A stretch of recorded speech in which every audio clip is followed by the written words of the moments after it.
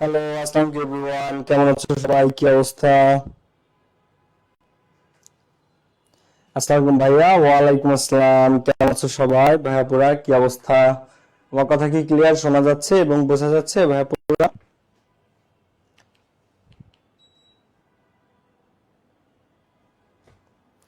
ওকে, এখন আজকে তোমরা কোন টপিক চাচ্ছ বলো, কোনটা পড়তে চাচ্ছ আজকে একটু আমাকে বলো। আমি কি বেসিক লেকচার শেষ করে প্যাসেজে যাব? আচ্ছা, তার আগে আমি তিনটা জিনিস, তোমাদের ইয়ার ফাইনাল পরীক্ষা সামনে অনেকের, তাই না? তোমাদের অনেকের ইয়ার ফাইনাল পরীক্ষা সামনে। আমি তোমাদেরকে আগে কিছু জিনিস একটু দিয়ে দেই, কিছু ম্যাটেরিয়ালস। আসো, তাতে তোমাদের সুবিধা হবে। দেখো গাইস, সবাই একটু খেয়াল করো, সবাই জয়েন করো, তারপর আমি একটা জিনিস একটু দেখাই, ঠিক আছে? সবাই একটু জয়েন করে ফেলো। আমি একটা ইম্পর্টেন্ট জিনিস একটু দেখাবো সকলকে তোমাদের।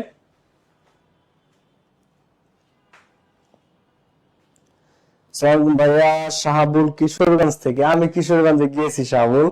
জাহিদ হোসেন আসসালাম ভাইয়া। ওয়ালাইকুম আসসালাম। মোহাম্মদ ওমর আছে, প্রান্তার আছে, এ এম নিহাল আছে, তামিম আছে, আরিয়ান সাইম আছে, এ আর আনন্দ আছে, রুনক জাহান নুরি আছে। ওকে, বাকিরা কোথায় জয়েন করে ফেলো। তোমরা সবাই জয়েন করলে আমি ইম্পর্টেন্ট তিনটা জিনিস একটু তোমাদের দেখাবো, ঠিক আছে? দ্রুত জয়েন করে ফেলো সবাই। ওকে, অনেকের এয়ার ফাইনাল চলতেছে, অনেকের এয়ার ফাইনাল শুরু। ওকে, সো 9টা 2 বাজে, আমরা আর 1-2 মিনিট একটু ওয়েট করি, অনেকে জয়েন করবে, ঠিক আছে? ইংলিশ ফার্স্ট সেকেন্ড 2 নম্বর লাগবে। ওকে, যা লাগবে কোনো সমস্যা নেই, আমি আছি, চিন্তার কোনো কারণ নেই, ঠিক আছে? যা লাগুক আমি আছি, সবাই একটু জয়েন করুক।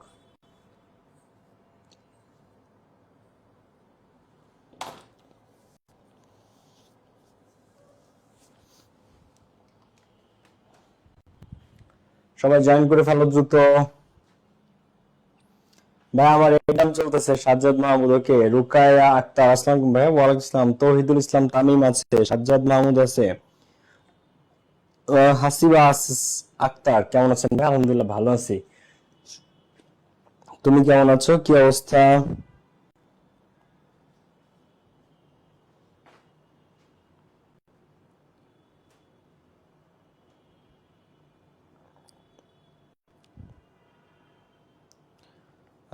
লক্ষ্মীপুর থেকে। ওকে, সার্থক আহমেদ, হ্যালো স্যার। খালিদ বিন ইসলাম কেমন আছেন? এই তো নাহিদা আফরোজ। ভাইয়া ঝাপসা দেখা যাচ্ছে, ক্লিয়ার ভাসে না। রাইসা আক্তার, কই ঝাপসা? এখন তো ঠিক আছে।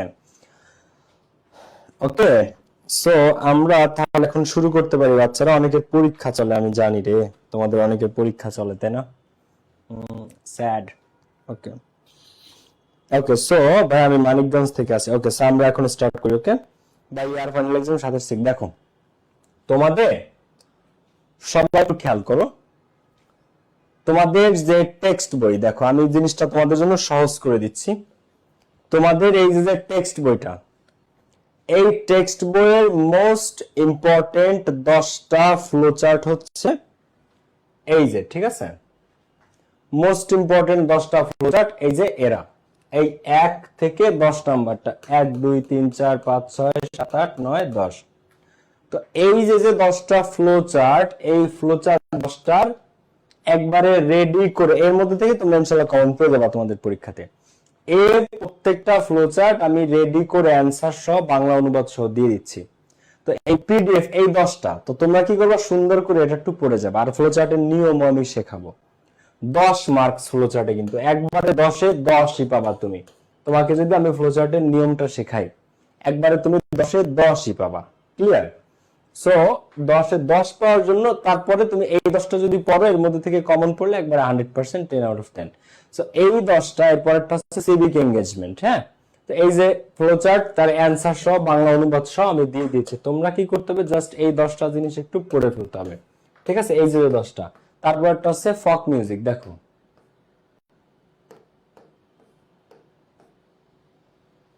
কি রে, কোন মোটিভেট হইলো?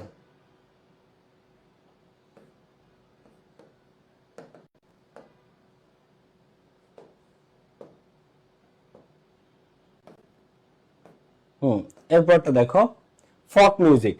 তো এই যে হচ্ছে ফক মিউজিক প্যাসেজ, এবং এরপরে এই যে হচ্ছে তার বাংলা অনুবাদ সহ অ্যান্সারটা। ক্লিয়ার প্রত্যেকটা? সো এই পিডিএফ কি তোমাদের এখন লাগবে, যেহেতু তোমাদের পরীক্ষা? অনেকের ইয়ার ফাইনাল পরীক্ষা, তোমরা কি চাও এটা নাকি চাও না বলো তো? তোমাদের কি দরকার নাকি দরকার না? এই 10টা flow chart many many thanks ভাইয়া, পিডিএফ করে দেন। এটা পেইড ব্যাচের ক্লাস, হ্যাঁ এটা পেইড ব্যাচের ক্লাস। ওকে, এখন তোমরা বলো এইভাবে এই যে 10টা ফ্লো চার্ট মোস্ট ইম্পর্টেন্ট, এই 10টা, তো এই 10টাকে আমি তোমাদেরকে দিয়ে দিব? বলো সবাই বলো, 10টা কি লাগবে কিনা বাংলা অনুবাদ সহ? তাহলে আমি তোমাদেরকে এটা দিয়ে দিব পিডিএফ, ঠিক আছে? এটা হচ্ছে ফ্লো চার্ট। ফ্লো চার্ট এই 10টা তোমাদের টেক্সট বইয়ের মোস্ট ইম্পর্টেন্ট ফ্লো চার্ট, এবং এই 10টা আমি অ্যানসার সহ বাংলা অনুবাদ সহ রেডি করে তোমাদেরকে দিয়ে দিচ্ছি। এই যে, ঠিক আছে, প্রত্যেকটা অ্যানসার সহ বাংলা অনুবাদ সহ দেওয়া আছে এখানে। আচ্ছা, এরপরে সেম জিনিসটা আসতেছে সামারি। এই 10টা হচ্ছে তোমাদের টেক্সট বইয়ের মোস্ট ইম্পর্টেন্ট সামারি। এই 10টা তোমাদের টেক্সট বইয়ের মোস্ট ইম্পর্টেন্ট, সবচেয়ে গুরুত্বপূর্ণ 10টা প্যাসেজ যেখান থেকে সামারি আসবে পরীক্ষাতে। হ্যাঁ, এই 10টা: education, technology, civic engagement, folk music, I have a dream, what is a dream, unbeaten girls, family relationship, mother in Mannville, adolescence, stories from Gaza. তো এই 10টা প্রত্যেকটার দেখো, এই যে হচ্ছে সামারি, এই যে তার বাংলা অনুবাদ। এখন তোমাদের যেহেতু সামনে পরীক্ষা, তো তোমরা যদি এখান থেকে পড়ে যাও তাহলে তোমাদের হেল্প হবে না? জি ভাইয়া লাগবে, বলো। এইটা যদি তোমাদের যেহেতু সামনে পরীক্ষা, আমি যদি এই জিনিসগুলো তোমাদেরকে প্রোভাইড করে দিই, তোমাদের জন্য জিনিসটা হেল্পফুল। এরপরে দেখো সামারি পরেরটা, এই যে সিভিক এঙ্গেজমেন্ট, এই যে সামারি, এই যে তার বাংলা অনুবাদ। এরপর 3 নাম্বারটা, এই যে সামারি, এই যে তার বাংলা অনুবাদ। তো এই প্রত্যেকটা তুমি জাস্ট কি করবা, সুন্দর করে জিনিসটা আয়ত্ত করে যাবা, এমন ভাবে পড়বা, এবং সম্ভব হলে পড়ার পরে একবার লিখবা, তাহলে এই জিনিসটা আরো ভালো আয়ত্তে চলে আসবে। পড়ার পর তুমি যদি জিনিসটা লেখো, তাহলে ওইটা তোমার আরো ভালো আয়ত্তে চলে আসবে, ভালো আয়ত্তে চলে আসবে, ঠিক আছে? সো ফক মিউজিক সহ এরকম 10টা মোস্ট ইম্পর্টেন্ট 10টাই তুমি পেয়ে যাবা। তো আমি এই পিডিএফটা দিয়ে দিচ্ছি, এর মধ্যে থেকে ইনশাআল্লাহ আশা করি তোমরা একটা কমন পেয়ে যাবা তোমাদের পরীক্ষাতে, এবং বোর্ডও পাবা। শুধু এইচএসসি তোমাদের কলেজে না, বোর্ডও আশা করি এই যে 10টা এখান থেকে তোমরা কমন পেয়ে যাবা। তো প্রত্যেকটা আমি অনুবাদ সহ রেডি করে দিচ্ছি। আচ্ছা, এরপরে সামারির পরে আছে কি?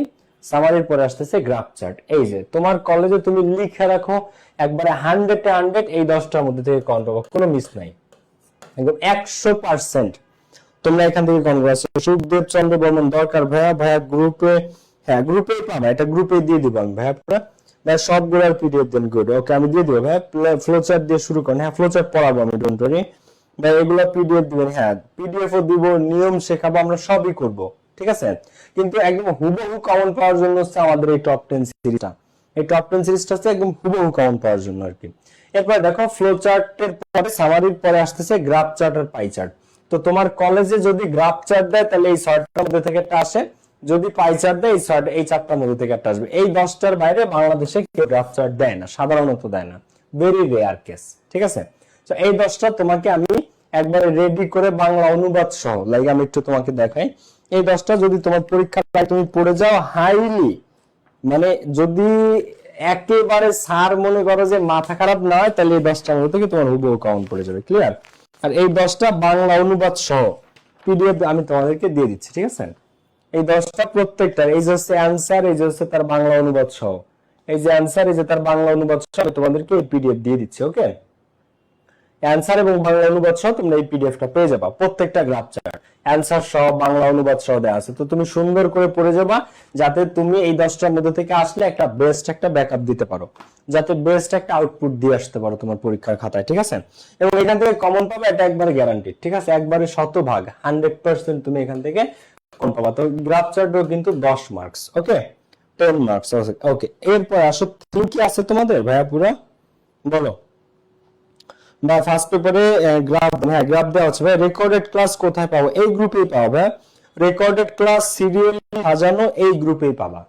রেকর্ডেড ক্লাস একবারে সিরিয়ালি সাজানো, ওকে। এরপরে ভাই সামারি মুখস্থ করতে হয় নাকি?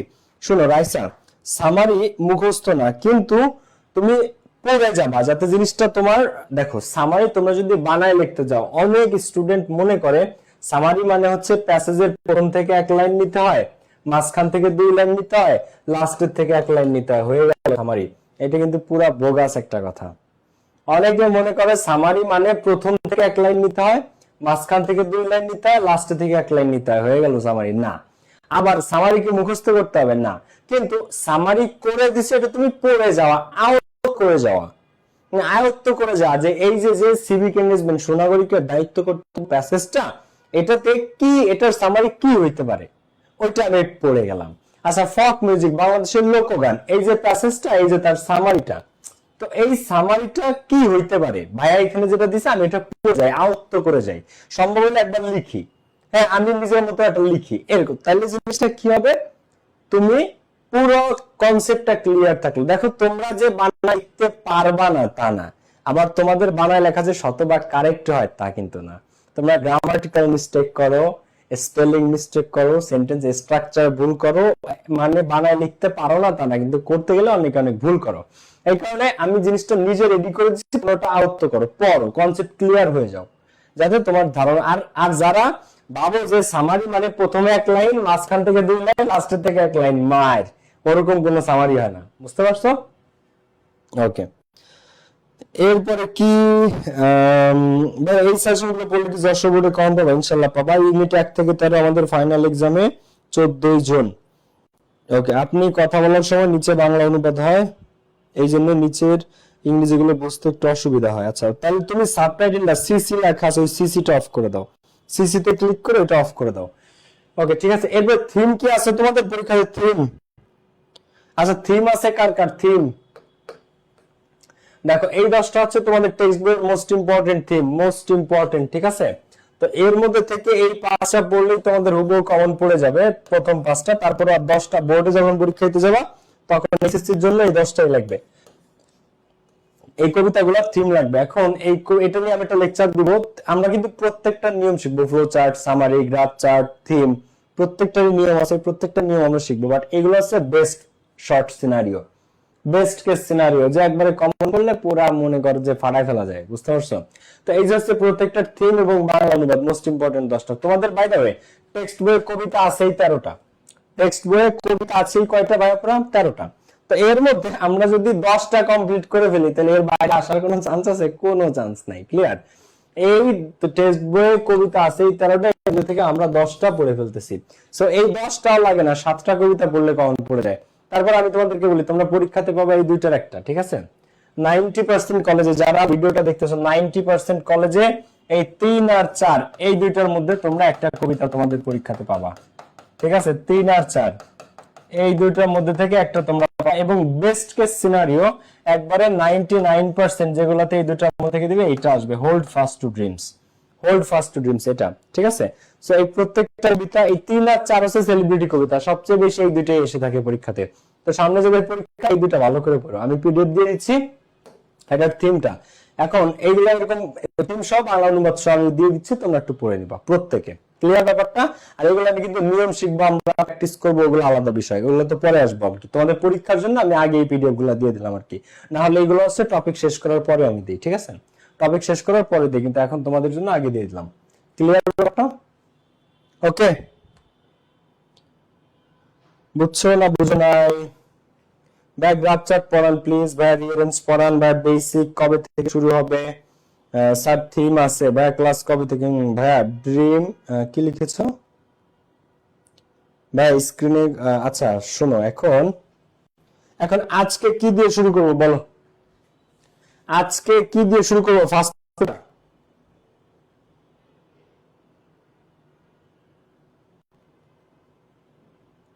গাইস, কি দিয়ে শুরু করবো আজকে, এটা বলো, কোনটা দিয়ে শুরু করতে চাচ্ছ তোমরা? সেকেন্ড পেপারে গ্রামার, ফার্স্ট পেপারে? ওকে বলো কি দিয়ে আজকে শুরু করবো, এটা চাচ্ছ কি সেটা বলো। আমরা শুরু করব ভাইয়া ফ্লো চার্ট, ফ্লো চার্ট শুরু করবো, ঠিক আছে চলো ফ্লো চার্ট দিয়ে শুরু করা যায়। এই এই যে পিডিএফ গুলা পেয়ে যাবা, flow chart, summary, graph chart, theme, 4টাই পেয়ে যাবা। কিন্তু কোনো পিডিএফ যেন তুমি কারোর সাথে শেয়ার না করো, ঠিক আছে? নিজের কাছে রাখবা। ওকে, ভাই শর্ট করে ভাই পিডিএফ দিন, থ্যাংক ইউ, ওয়েলকাম।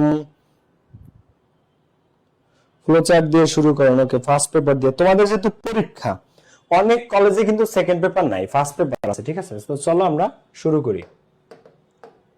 চলো ফ্লো চার্ট তোমার আমি এমন শিখাবো, এই জীবনে তোমার আর কোনোদিন ফ্লো চার্ট ভুল হবে না, বুঝতে পারছো? এই জীবনে তুমি কোনোদিন আর ফ্লো ভুল করবা না, ঠিক আছে? এমন ভাবে ফ্লো চার্ট শেখাবো।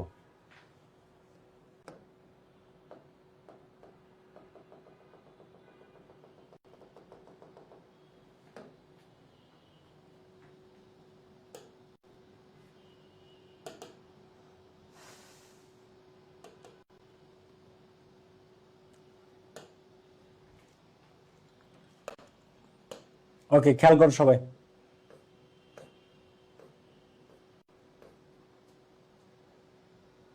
আচ্ছা, ফ্লো চার্ট শোনো, ফ্লো চার্টে 10 এ 10 পাইতে চাও কে কে?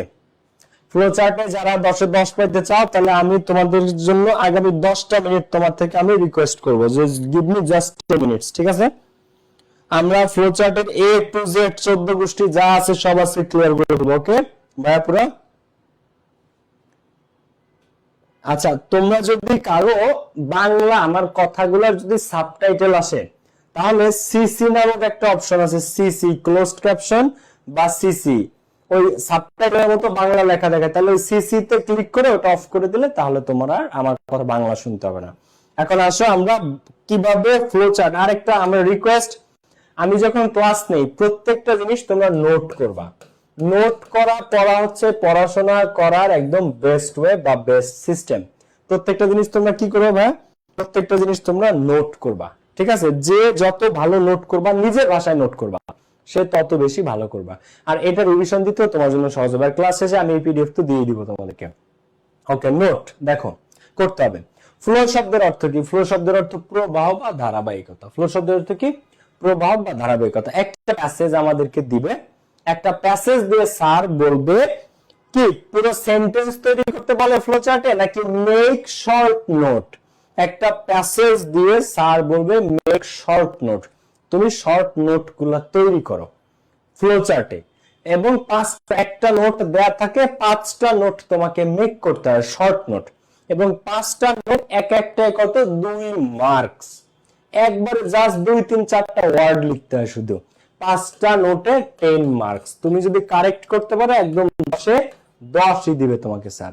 কারেক্ট করতে পারলে একদম 10 আউট অফ 10। সো এই টপিকে মার্ক সারার মতো বোকা আমরা না, আমাদেরকে একদম এই 10-এ 10ই লাগবে। ফ্লো চার্টে যদি তুমি মার্কস মিস করো, শোনো ম্যাক্সিমাম স্টুডেন্ট কিন্তু এ প্লাস ইংলিশ ফার্স্ট পেপারের ভুলের কারণে এ প্লাস মিস করে, ঠিক আছে? সো এই ব্যাপারটাতে একটু সতর্ক থাকতে হবে। ওকে, তো আমরা একটু খেয়াল করি সবাই। তো ফ্লো শব্দের অর্থ প্রবাহ বা ধারাবাহিকতা। কিসের প্রবাহ বা কিসের ধারাবাহিকতা? একটা সুনির্দিষ্ট তথ্যের, একটা সুনির্দিষ্ট তথ্যের। ধরো বঙ্গবন্ধু শেখ মুজিবুর রহমান বা জিয়াউর রহমান, এদের কোন একজন, অথবা মাদার তেরেসা, ডোনাল্ড ট্রাম্প, অথবা রবীন্দ্রনাথ ঠাকুর, কাজী নজরুল ইসলাম, এদেরকে নিয়ে একটা প্যাসেজ।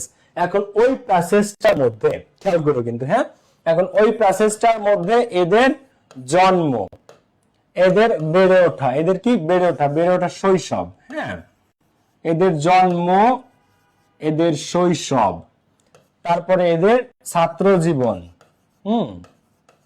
ছাত্র জীবন, তারপরে এদের পেশা জীবন, হ্যাঁ, এদের পেশা জীবন, তারপরে কি সাপোজ ধরো মৃত্যু।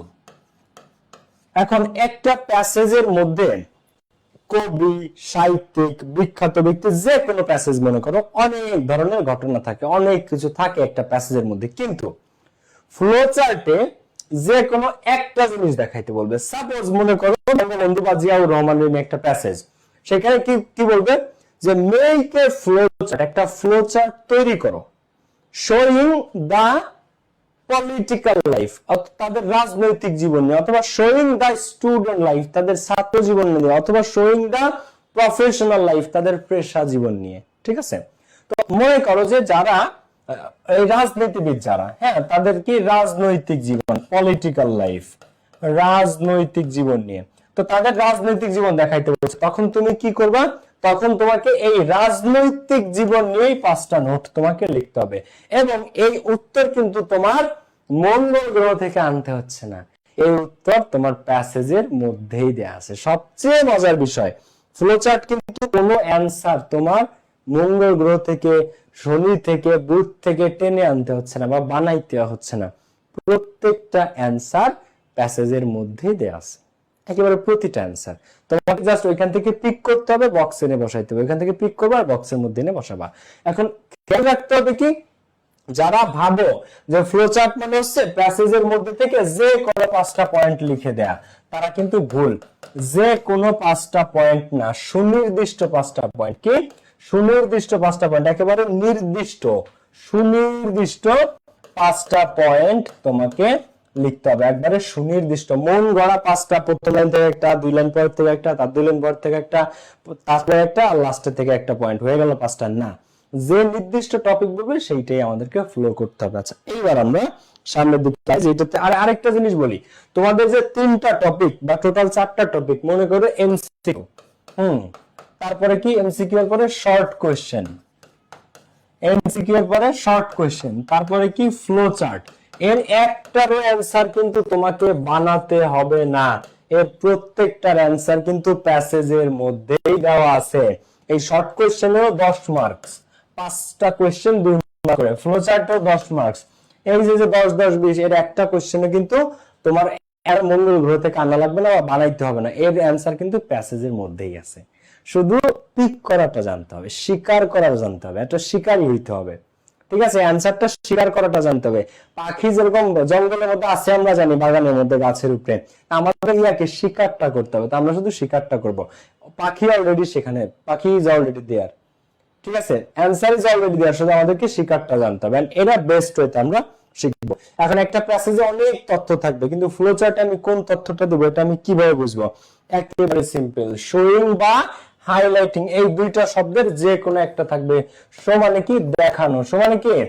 দেখানো, বা হাইলাইট করা মানে কি? কোনো একটা কিছুকে হাইলাইট করা, মানে সামনে নিয়ে আসা, ফ্রন্টে নিয়ে আসা।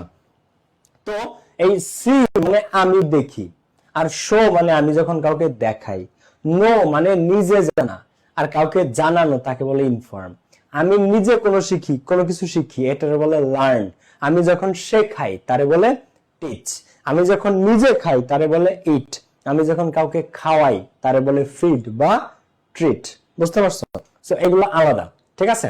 তো এখন এখানে কি শো করতে বলছে, শো তোমাদের দেখাও, স্যার তোমাদের দেখাইতে বলছে বা হাইলাইট করতে বলছে, একটু হাইলাইট করতে বলছে, সামনে ফ্রন্টে বড় করে দেখাইতে বলছে। কি যে এই শো বা হাইলাইট, এই দুইটা শব্দ, এদের পরে যে কন্টেন্টটা বা যে বিষয়টা বা যে টপিকটা দেখাইতে বলবে, এদের পরে যে বিষয়টাকে ফলো করতে বলা হবে, প্যাসেজের মধ্যে থেকে আমরা শুধু সেই বিষয়টাতে আলোকপাত করব, আমরা শুধু সেই বিষয়টাই দেখাবো, এর বাইরে কিছু না। দুইটা শব্দ, হয় শোয়িং থাকবে, না হয় হাইলাইটিং থাকবে। এই শোয়িং বা হাইলাইটিং এর পরে যে বিষয়টা দেখাইতে বলছে, যে বিষয়টা শো করতে বলছে, আমরা প্যাসেজের থেকে শুধু সেই বিষয়টাই দেখাইতে পারবো, এর বাইরে কোনো পয়েন্ট, কোনো একটা সিঙ্গল ওয়ার্ড আমরা লিখতে পারবো না। ভাই কিভাবে জিনিসটা, চলো আমরা একটু দেখে আসি।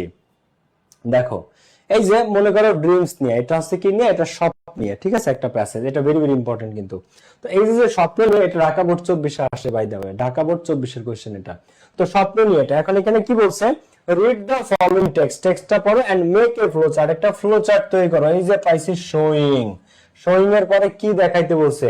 হ্যাঁ এই যে এখানে শোয়িং আছে, showing different characteristics of dreams. Characteristics মানে কি? বৈশিষ্ট্য। ক্যারেক্টারিস্টিক্স মানে কি? বৈশিষ্ট্য। তাহলে আমাদেরকে দেখাইতে বলছে স্বপ্নের বৈশিষ্ট্য। এখন প্যাসেজের মধ্যে থেকে আমরা এখন স্বপ্নের সংজ্ঞা, স্বপ্নের থিওরি, স্বপ্নের অনেক কিছু আছে, তার কোনো কিছু আনা যাবে না। মনীষীদের নাম আছে, তাদের বইয়ের নাম আছে, কোনো কিছু আনা যাবে না। আনতে হবে কি? শুধু স্বপ্নের ক্যারেক্টারিস্টিক্স 5টা, স্বপ্নের 5টা বৈশিষ্ট্য, আর কোনো কিছু আনা যাবে না। শরীরের পরে যেটা বলছে আমরা শুধু ওই জিনিসটাই দেখাবো। এরপরে কি? Food Trends. মনে করো খাদ্যের যে ট্রেন্ড চলে, ফুড ট্রেন্ড চলে বাংলাদেশে বিভিন্ন ফেসবুক গ্রুপে সহ বিভিন্ন জায়গায়। তো এই যে ফুড ট্রেন্ডস, এখানে আমাদের কি দেখাইতে বলছে? Read the following text and make a flow chart showing the names of junk food. আমাদের কি শো করতে বলছে? প্যাসেজের মধ্যে শো করতে বলছে জাঙ্ক ফুডের নাম। এখন এই যে প্যাসেজ, এর মধ্যে অনেক কিছু আছে, নিউট্রিশনিস্ট আছে, নিউট্রিশনিস্ট যে ডক্টর সোনালী শর্মা, তার নাম আছে, জাঙ্ক ফুডের সংজ্ঞা আছে, বৈশিষ্ট্য আছে, ক্ষতিকারক, ভালো দিক, উপকারী দিক, ক্ষতিকারক দিক, সবকিছু আছে জাঙ্ক ফুডের। কিন্তু এইখানে আমাকে কি সবটা দেখাইতে পারবো আমি? না, আমার জাস্ট একটা জিনিস দেখাইতে বলছে, সেটা কি? Showing the names of junk food. শুধু আমাকে জাঙ্ক ফুডের নামটা দেখাইতে বলছে, তা আমরা শুধু জাঙ্ক ফুডের নামটাই দিতে পারবো, আর কোনো কিছু আমরা দিতে পারবো না। তো ফ্লো চার্টে কি আমি যা মন চাই তাই করতে পারবো না? ফ্লো চার্টে শুধু আমরা সেই জিনিসটাই দেখাইতে পারবো যেটা আমাদেরকে দেখাইতে বলেছে। ওকে, সাউন্ড তো ঠিক আছে ভাইয়া, পুরো সাউন্ড তো ঠিক আছে।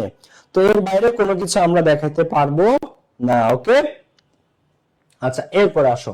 সো এই জিনিসটা কি ক্লিয়ার যে আমরা একটা প্যাসেজে অনেক তথ্য থাকবে, কিন্তু আমরা সমস্ত তথ্য ফ্লোচার্টে আনতে পারবো না, আমরা দেখাইতে পারবো শুধু সেই জিনিসটা যেটা আমাদেরকে দেখাইতে বলেছে।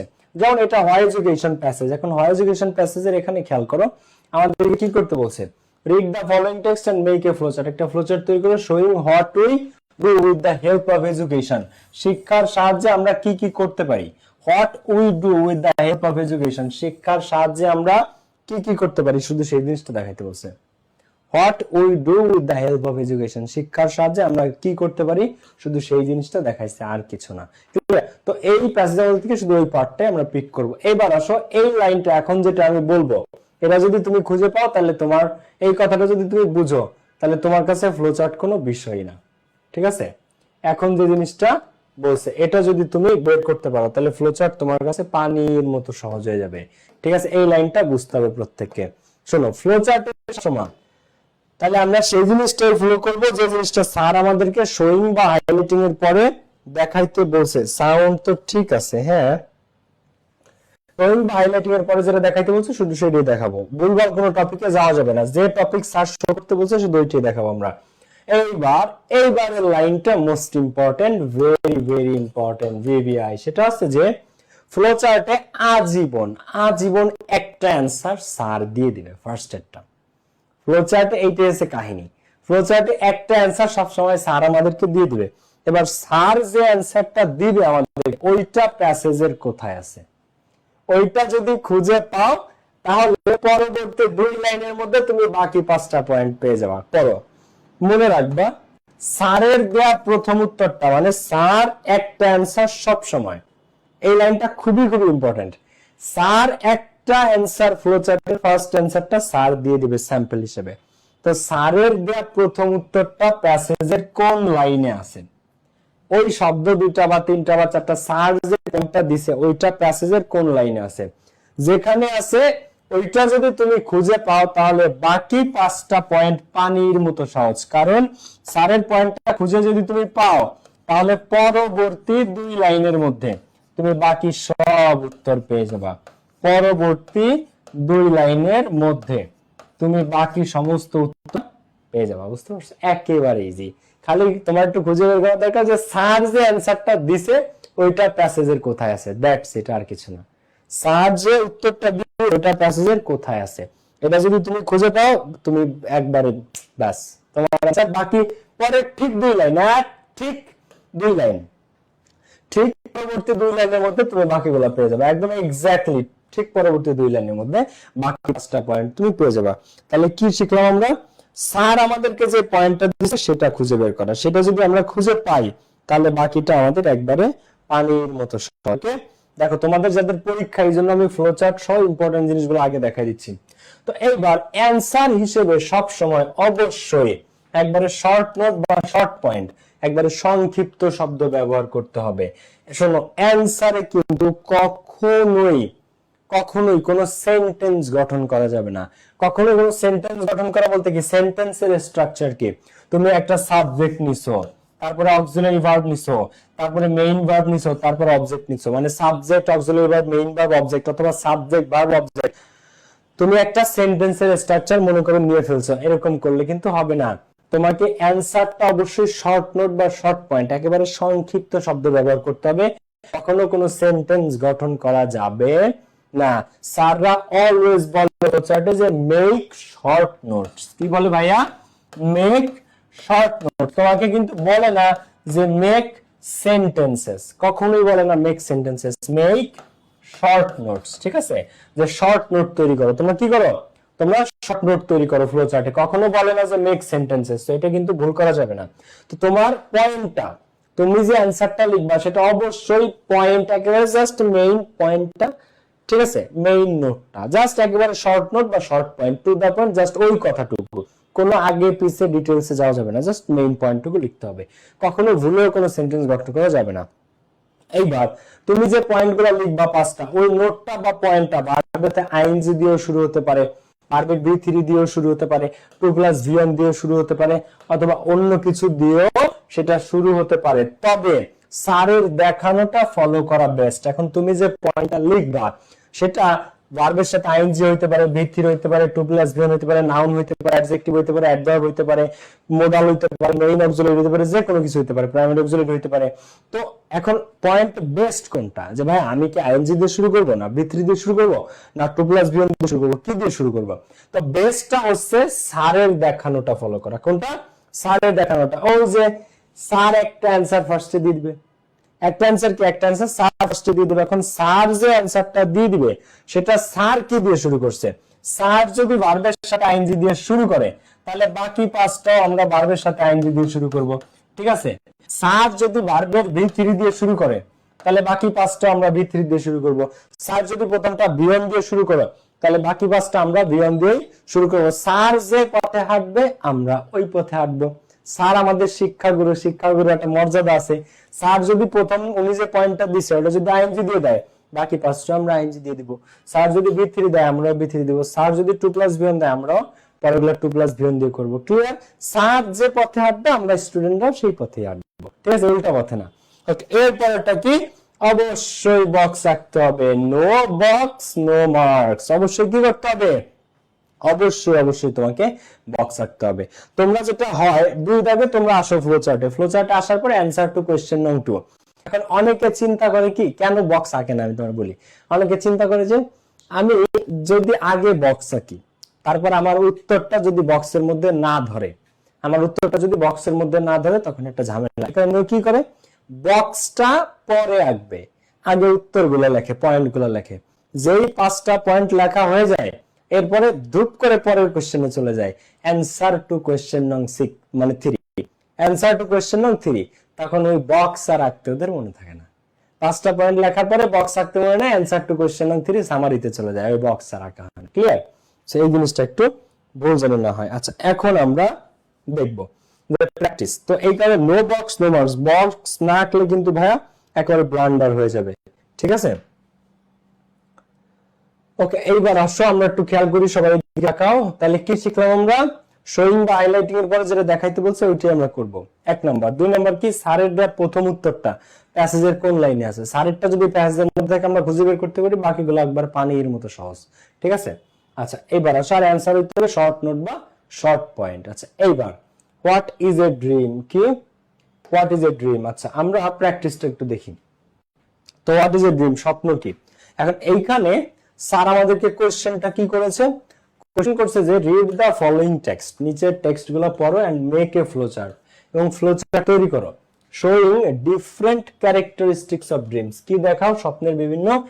এই শব্দটা কিন্তু লাগবে ভাইয়া, এই ক্যারেক্টারিস্টিক্স এই শব্দটা কিন্তু তোমাদের বারবার লাগবে। বৈশিষ্ট্য, এই ভোকাবুলারিটা মনে রাখো, হ্যাঁ? এটা অনেক জায়গায় পাবা, ঠিক আছে? বৈশিষ্ট্য এটা কিন্তু অনেক জায়গায় পাবা। ক্যারেক্টারিস্টিক্স মানে বৈশিষ্ট্য, ফিচার্স। ফোনের ফিচার্স থাকে না, ফিচার্স মানে বৈশিষ্ট্য, সেম ক্যারেক্টারিস্টিক্স মানে বৈশিষ্ট্য। ওকে, এইবার আমাদের স্যার আমাদেরকে কি দিয়েছে বলো? অপশন, স্বপ্নের বিভিন্ন বৈশিষ্ট্য দেখাও। স্যার আমাদের কি দিছে? এক্সট্রাঅর্ডিনারিলি ভিভিড, এক্সট্রাঅর্ডিনারিলি ভিভিড। এবার তুমি দিছে অ্যানসার টু কোশ্চেন নং 2, 2 নাম্বার প্রশ্নের উত্তর। আর এক্সট্রাঅর্ডিনারিলি ভিভিড 1 নাম্বার অপশনে কি আছে? এক্সট্রাঅর্ডিনারিলি ভিভিড। বেশ ভালো কথা। এইবার আমরা সামনের দিকে দেখো, প্রথমে খুঁজে বের করব যে এই দুইটা শব্দ কোথায় আছে। আমাদেরকে কি দিয়েছে স্যার? এক্সট্রাঅর্ডিনারিলি ভিভিড। এই শব্দ দুইটা প্যাসেজের কোথায় আছে আমরা খুঁজে বের করব। এক্সট্রাঅর্ডিনারিলি ভিভিড খুঁজো, এখানে এক্সট্রাঅর্ডিনারিলি ভিভিড কোথায় আছে? Dreams have fascinated philosophers for thousands of years, only recently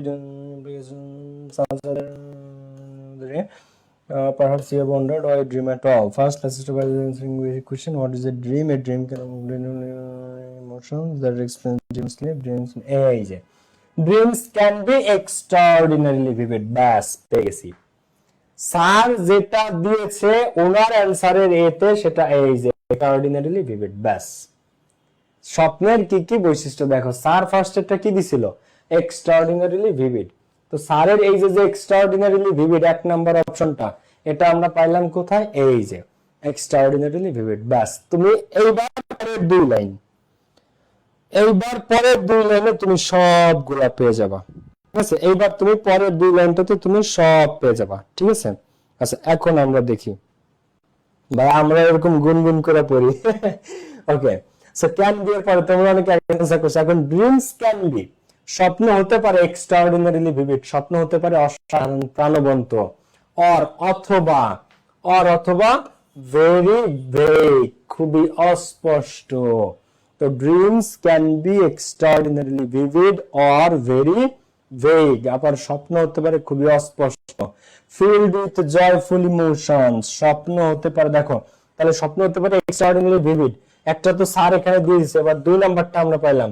2 নাম্বারটাকে এই যে ভেরি ভেগ, 2 নাম্বারটা কি ভেরি ভেগ। আচ্ছা ঠিক আছে, এরপরে কি 3 নাম্বারটাকে, 3 নাম্বারটা ফিল্ড উইথ, স্বপ্ন খুবই অস্পষ্ট হইতে পারে, আবার খুবই স্যার দিছে এক্সট্রাঅর্ডিনারি ভিভিড খুবই প্রাণবন্ত, আবার ভেরি ভেগ খুবই অস্পষ্ট হইতে পারে। এরপর 3 নাম্বারটা ফিল্ড উইথ জয়ফুল ইমোশনস, স্বপ্নের মধ্যে থাকতে পারে আনন্দদায়ক অনুভূতি, স্বপ্নের মধ্যে কি থাকতে পারে আনন্দদায়ক অনুভূতি। আচ্ছা দেখো এরপর কি অর অথবা ফ্রাইটেনিং ইমেজেস, আবার স্বপ্নের মধ্যে থাকতে পারে ভয়ানক ছবি বা ভয়ঙ্কর ছবি, স্বপ্নের মধ্যে থাকতে পারে ভয়ানক বা ভয়ঙ্কর ছবি। আবার স্বপ্ন হইতে পারে কি ফোকাসড এন্ড আন্ডারস্ট্যান্ডেবল, স্বপ্ন হতে পারে নির্দিষ্ট এবং বোধগম্য। আবার স্বপ্ন হইতে পারে কি unclear and confusing, unclear and confusing. তাহলে স্যার এটা বাদে আমরা নীল 1 2 3 4 5, সারিটা সহ 6টা, ব্যাস আমাদের মিলে গেছে। তো এখন তোমার কি করতে হবে, এই যে পয়েন্টগুলো যে ভেরি ভেগ, দেখো এটা তোমাকে লিখতে হবে, ঠিক আছে। তাহলে চলো আমরা এখানে করি। তাহলে এখানে কি এক্সট্রাঅর্ডিনারি ভিভিড, স্বপ্ন হতে পারে খুবই প্রাণবন্ত। 2 নাম্বারটা স্বপ্ন হতে পারে ভেরি ভেগ, কি ভেরি ভেগ। আচ্ছা 3 নাম্বারটা কি ছিল, ফিল্ড উইথ জয়ফুল ইমোশনস, দেখো ফিল্ড উইথ জয়ফুল ইমোশনস, আমি সংক্ষেপে যেই দেখলাম, ঠিক আছে। দেখো এখানে 2 নাম্বারটা ছিল কি, 2 নাম্বারটা ছিল ফিল্ড উইথ জয়ফুল ইমোশনস, এটা ফিল্ড উইথ জয়ফুল ইমোশনস। এরপরে কি ফ্রাইটেনিং ইমেজেস, 3 নাম্বারটা আবার স্বপ্ন জয়ফুল মানে আনন্দদায়ক আবেগ থাকতে পারে, আবার স্বপ্নের মধ্যে কি থাকতে পারে অর অথবা ফ্রাইটেনিং ইমেজেস, ভয়ানক সব ছবি, আমরা ভয়ঙ্কর স্বপ্ন দেখি না, তো ফ্রাইটেনিং ইমেজেস মানে ভয়ঙ্কর ছবি, ঠিক আছে। ফার্স্টের লাইন খুঁজে পাইলে বাকি অ্যানসার তোমার কাছে পানির মতো সহজ, ফ্রাইটেনিং ইমেজেস। এর কি কি আছে আমাদের, যে ফ্রাইটেনিং ইমেজেস আমরা দিলাম। এরপরে ফোকাসড এন্ড আন্ডারস্ট্যান্ডেবল, কিছু স্বপ্ন আছে ফোকাস সুনির্দিষ্ট এবং আন্ডারস্ট্যান্ডেবল বোধগম্য, অর অথবা আবার কিছু স্বপ্ন আছে আনক্লিয়ার অস্পষ্ট, কিছু বুঝি না এবং কনফিউজিং, কনফিউজিং খুবই বিভ্রান্তিকর যে আমি এই স্বপ্ন কেন দেখলাম, তাই না। তো filled with joyful emotions, frightening images এগুলো আমরা দিছি। এরপরটা ফোকাসড এন্ড আন্ডারস্ট্যান্ডেবল, কি এখানে বসবে ফোকাস, স্বপ্ন হতে পারে সুনির্দিষ্ট, দেখো ফোকাসড এন্ড আন্ডারস্ট্যান্ডেবল, স্বপ্ন হতে পারে সুনির্দিষ্ট এবং বোধগম্য। আবার স্বপ্ন হতে পারে আনক্লিয়ার এন্ড কনফিউজিং, লাস্টেরটা কি আছে আনক্লিয়ার এন্ড কনফিউজিং, স্বপ্ন হতে পারে অস্পষ্ট এবং কনফিউজিং। ক্লিয়ার, এই যে unclear and confusing, so here it is, এই যে এই জায়গাটাতে unclear and confusing, unclear and confusing. Okay, so একই জায়গায় আমাদের কিন্তু আহামরি কোনো রকেট সায়েন্স লাগে নাই, আমাদের কিন্তু আহামরি কোনো রকেট সায়েন্সের প্রয়োজন এখানে হয় নাই, ঠিক আছে। ফোকাসড এন্ড, হ্যাঁ গুড, তোমরা অ্যানসার করছো। সো এখন তোমাদের কিছু বেসিক প্রশ্ন যদি থাকে যে ভাইয়া এইখানে আমরা ছোট হাতের দিব না বড় হাতের দিব, লাস্টে ফুল স্টপ দিব নাকি দিব না, তো উত্তরটা আছে সবসময় প্রশ্ন খেয়াল করতে হবে। কোথায় খেয়াল করতে হবে, প্রশ্নে। স্যার প্রথমটা কিভাবে দিছে, ঠিক আছে, দেখো স্যার প্রথমটা কিভাবে দিয়েছে। স্যার যদি ফার্স্টেরটা স্যার নিজে একটা অ্যানসার করে থাকবে, ঠিক আছে। তো স্যার যে অ্যানসারটা দিয়ে আমরা এটা একটু খেয়াল করব। স্যার ফার্স্টে যে অ্যানসারটা দিচ্ছে সেইটা যদি ক্যাপিটাল লেটারে হয় তাহলে আমরাও বাকিগুলা ক্যাপিটাল লেটার ফলো করব।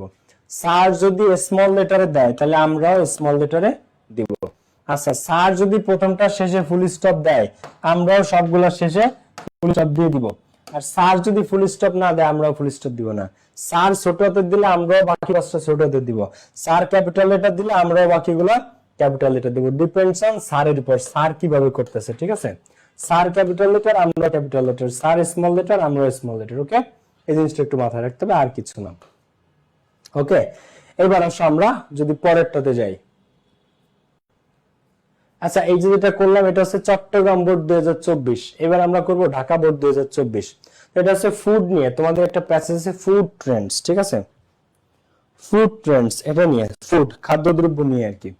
সো এখানে read the following text and make a flow chart. এই টেক্সটটা প্যাসেজটা পড়ো এবং ফ্লো চার্ট তৈরি করো showing the names of junk food. কি নিয়ে? জাঙ্ক ফুডের নাম নিয়ে। কি দেখাইতে বলছে? শো করতে বলছে কি? The names of junk food. একেবারে সহজ ভাই, এত ইজি, এগুলো আসলেই সহজ।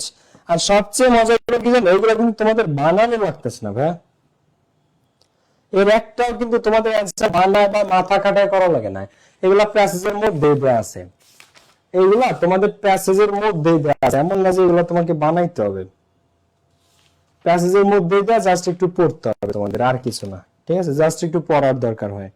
ওকে, এরপরে আসো আমরা দেখে ফেলি এটা। তো read the following text and make a flow chart showing the names of junk food. এখন এখানে কি বলতেছে? Salted snack foods. এখন আমার কাজ কি প্যাসেজের মধ্যে থেকে এটা কোথায় আসে খুঁজে বের করা। সল্টেড স্ন্যাক ফুডস এটা কই আছে বলো? তাও এটা কিন্তু আমার বানানো কোনো কোশ্চেন না, এটা একটা কিন্তু আমার বানানো কোনো কোশ্চেন, এগুলো সর্বশেষ বছর, সর্বশেষ বছর বলতে সর্বশেষ বোর্ড পরীক্ষা হচ্ছে 24 সালে, সেই 24-এর কোশ্চেন হুবহু আমি প্র্যাকটিস করাচ্ছি, ওই বোর্ড কোশ্চেন দেখে এই প্রশ্ন তুলে আনা। তো সল্টেড স্ন্যাক ফুডস এবং দেখাইতে বলছে জাঙ্ক ফুডের নাম, তাহলে এখানে আমরা একটু খুঁজে বের করবো যে সল্টেড স্ন্যাক ফুড কই আছে। জাঙ্ক ফুডস আর processed food consider high calories but prepared in a way that is appealing and enjoyable, so you chemically according to Dr. Sonali Sharma, a dietitian, commercial products including এই যে commercial product including এর পরের থেকে salted snack foods, এইটা আছে সার দিছে, salted snack foods, খেয়াল করো। তাহলে আমাদেরকে বলছে জাঙ্ক ফুডের তুমি নাম লেখো, তাও ঢাকা বোর্ডের কোশ্চেন, কোন অন্য কোনো বোর্ড না, Dhaka board. Names of junk food, তাহলে এক নাম্বারটা স্যার দিছে সল্টেড স্ন্যাক ফুডস, তাহলে এই যে সেই সল্টেড স্ন্যাক ফুড বাদ গেল। তো ডক্টর সোনালী শর্মা যে একজন ডায়েটিশিয়ান এবং নিউট্রিশনিস্ট, উনি বলছে কি যে কমার্শিয়াল প্রোডাক্ট, স্বপ্ন ইনক্লুড, মানে কমার্শিয়াল প্রোডাক্ট বলতে আমরা যে সুপার শপ, স্বপ্ন, আগোরা, তারপরে আরএফএল বেস্ট বা এগুলা থেকে যা যা কিনি, তো এই ধরনের কমার্শিয়াল প্রোডাক্টের মধ্যে যেমন যেগুলো আছে সল্টেড স্ন্যাক ফুড, লবণাক্ত snack foods, chewing gum, candy, sugary dessert, চিনিযুক্ত dessert item, fried fast food, fast food মানে চিকেন, পিৎজা, বার্গার, তারপরে হচ্ছে আমরা যারা ফ্রেঞ্চ ফ্রাই, এগুলা, and sweet and carbonated beverage, এবং মিষ্টি কার্বোনেটেড বেভারেজ, যেগুলো কার্বোনেটেড বেভারেজ বুঝো, Pepsi, RC, Coca Cola, Mojo, 7 up, Sprite, Dew, এইগুলা সব কার্বোনেটেড বেভারেজ। তো এইগুলা that have little or no nutritional value, যেগুলার নাই অথবা সামান্য পরিমাণ নিউট্রিশনাল ভ্যালু আছে, কিন্তু হাই ইন ক্যালোরিজ, কিন্তু যেগুলোতে ক্যালোরি অনেক বেশি থাকে, সল্ট, চিনি থাকে, ফ্যাট, চর্বি থাকে, may be considered junk food, এগুলোকেই জাঙ্ক ফুড হিসেবে বিবেচনা করা হয়। কি বলছে সোনালী শর্মা। এখন এইখান থেকে স্যার, এই সোনালী শর্মা যে বলছে যে এইগুলারে টোটাল জাঙ্ক ফুড হিসেবে বিবেচনা করা হয়, হ্যাঁ, কারণ এদের মধ্যে ক্যালোরি কম, ক্যালোরি বেশি থাকে, চিনি বেশি থাকে, ফ্যাট বেশি থাকে, কিন্তু নিউট্রিশনাল ভ্যালু কম থাকে, পুষ্টিগুণ কম থাকে, তো এইসব খাবারই কি জাঙ্ক ফুড। এখন এর মধ্যে থেকে আমাদের স্যার একটা অপশন দিছে আমাদের সল্টেড স্ন্যাক ফুডস, তাহলে সল্টেড স্ন্যাক ফুডস যদি বাদ যায়, তাহলে সল্টেড স্ন্যাক ফুড তো স্যার দিছে, তাহলে এর পরেরটা কি আছে? Chewing gum. কি আছে? চুইং গাম, তাহলে 2 নাম্বার চুইং গাম, 3 নাম্বার কি? ক্যান্ডি, 4 নাম্বার কি? সুগারি ডেজার্ট, 5 নাম্বার কি? Fried fast food, 5 number fried fast food. আচ্ছা, নাম্বার কি? সুইট এন্ড কার্বোনেটেড বেভারেজ, মিষ্টি যে বেভারেজ গুলো, এটা হচ্ছে 6 নাম্বার। একবারে প্রত্যেকটা মিলে গেছে, টু দা পয়েন্ট। বুঝছো না বুঝো না দেখো তো। তো জাঙ্ক ফুডের নাম কি ক্লিয়ার না ক্লিয়ার না? হ্যাঁ, বার্গার, চুইংগাম। এখন বার্গার তো আমরা বানাই লিখবো না, এত প্রশ্নে দেওয়া আছে, সেখান থেকে জাস্ট আমরা তুলবো। তাহলে চুইংগাম, ক্যান্ডি। দেখো 2 নাম্বারটা কি বলো? 2 নাম্বারটা চুইংগাম। এবার স্যার বড় হতে দিছে, আমরা সব বড় হতে দিব, চুইং গাম। এবার এরপরটা কি? Candy, candy. এরপরটা কি ছিল? ফ্রাই সুগারি ডেজার্ট, হ্যাঁ, সুগারি ডেজার্ট। এরপরটা কি ছিল? সুগারি ডেজার্টের পরটা কি ছিল বল? Fried fast food, fried fast food. আচ্ছা, এরপরটা কি ছিল? লাস্ট এটা sweet and carbonated beverage, sweet and carbonated beverages, ঠিক আছে, batch, this is flow chart. বোঝা গেছে না যায় না বলো তো? বুঝতে পারছো না বুঝতে পারো না? ক্লিয়ার নাকি ক্লিয়ার? আমরা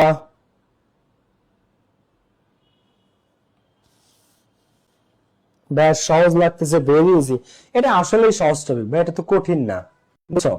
এখন তোমরা প্রশ্ন করতে পারো যে ভাই এলোমেলো লিখলে হবে কিনা? না, ফ্লো চার্ট এলোমেলো লেখা যাবে না। ফ্লো চার্ট মানেই একটা ইনফরমেশনের ফ্লো, এবং এটা ধারাবাহিক ভাবে। এখন তুমি যদি চাও যে ভাই আমি এই 5 নাম্বারটারে এটারে 2 নাম্বারে যদি লিখি, আবার এই 3 নাম্বারের এটা যদি 6 নাম্বারে নিয়ে লিখি, আমার কি উত্তর হবে না ভুল হবে? তো উত্তরটা আছে স্যার চাইলে এটা কেটে দিতে পারে, কিন্তু কাটা উচিত না, কিন্তু তারপরে স্যার চাইলে কেটে দিতে পারে, কারণ এটা ফ্লো চার্ট। ফ্লো চার্ট মানে কি? ফ্লো করা, ধারাবাহিকতাটা মেইনটেইন করা। ক্লিয়ার? তো সেই ফ্লোটা বা ধারাবাহিকতাটা তো মেইনটেইন করতে হবে ভাইয়া, ধারাবাহিকতা মেইনটেইন না করলে তো হবে না, ঠিক আছে?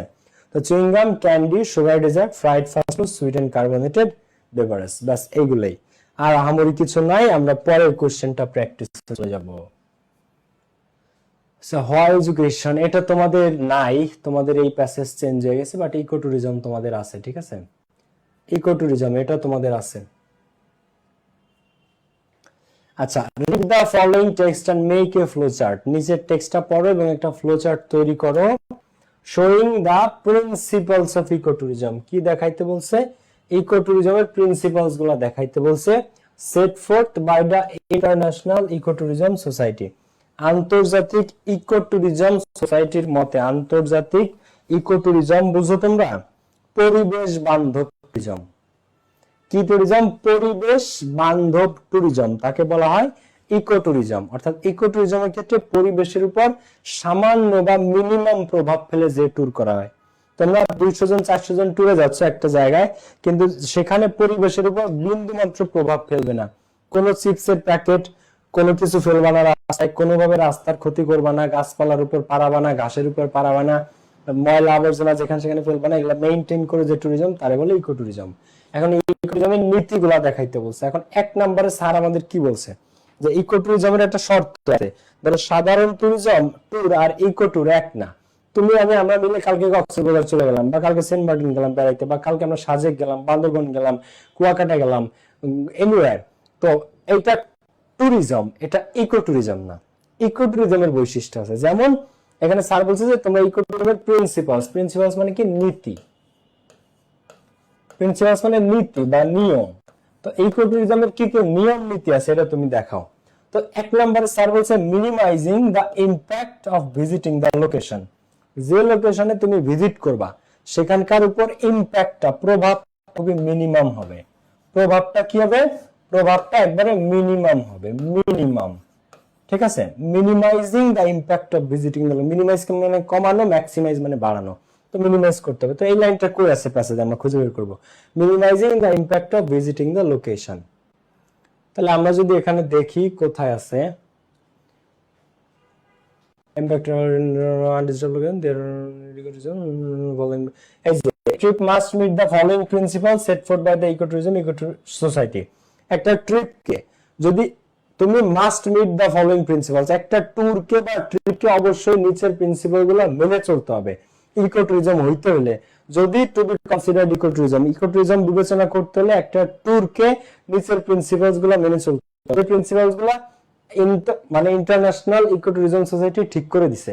তো এখান থেকে 1 নাম্বার রুলটা স্যার আমাদেরকে দিয়েছে যে minimize the impact of visiting the location. এইটা স্যার আমাদের তুলে দিছে। এখন স্যার কিভাবে তুলে দিছে আমরা একটু দেখে আসি। মিনিমাইজের সাথে একটা আইএনজি দিছে স্যার। কি দিছে দেখো তো? মিনিমাইজের সাথে একটা আইএনজি, মিনিমাইজিং, এটা হচ্ছে যশোর বোর্ড 24 এর কোশ্চেন। মিনিমাইজের সাথে একটা আইএনজি দিছে, তাহলে এইখানটাতে এই মিনিমাইজের সাথে একটা আইএনজি স্যার প্রশ্নটা দিয়েছে। তা আমাদের কাজ কি? আমরা বাকি যেগুলো অ্যানসার করব সব আইএনজি দিব।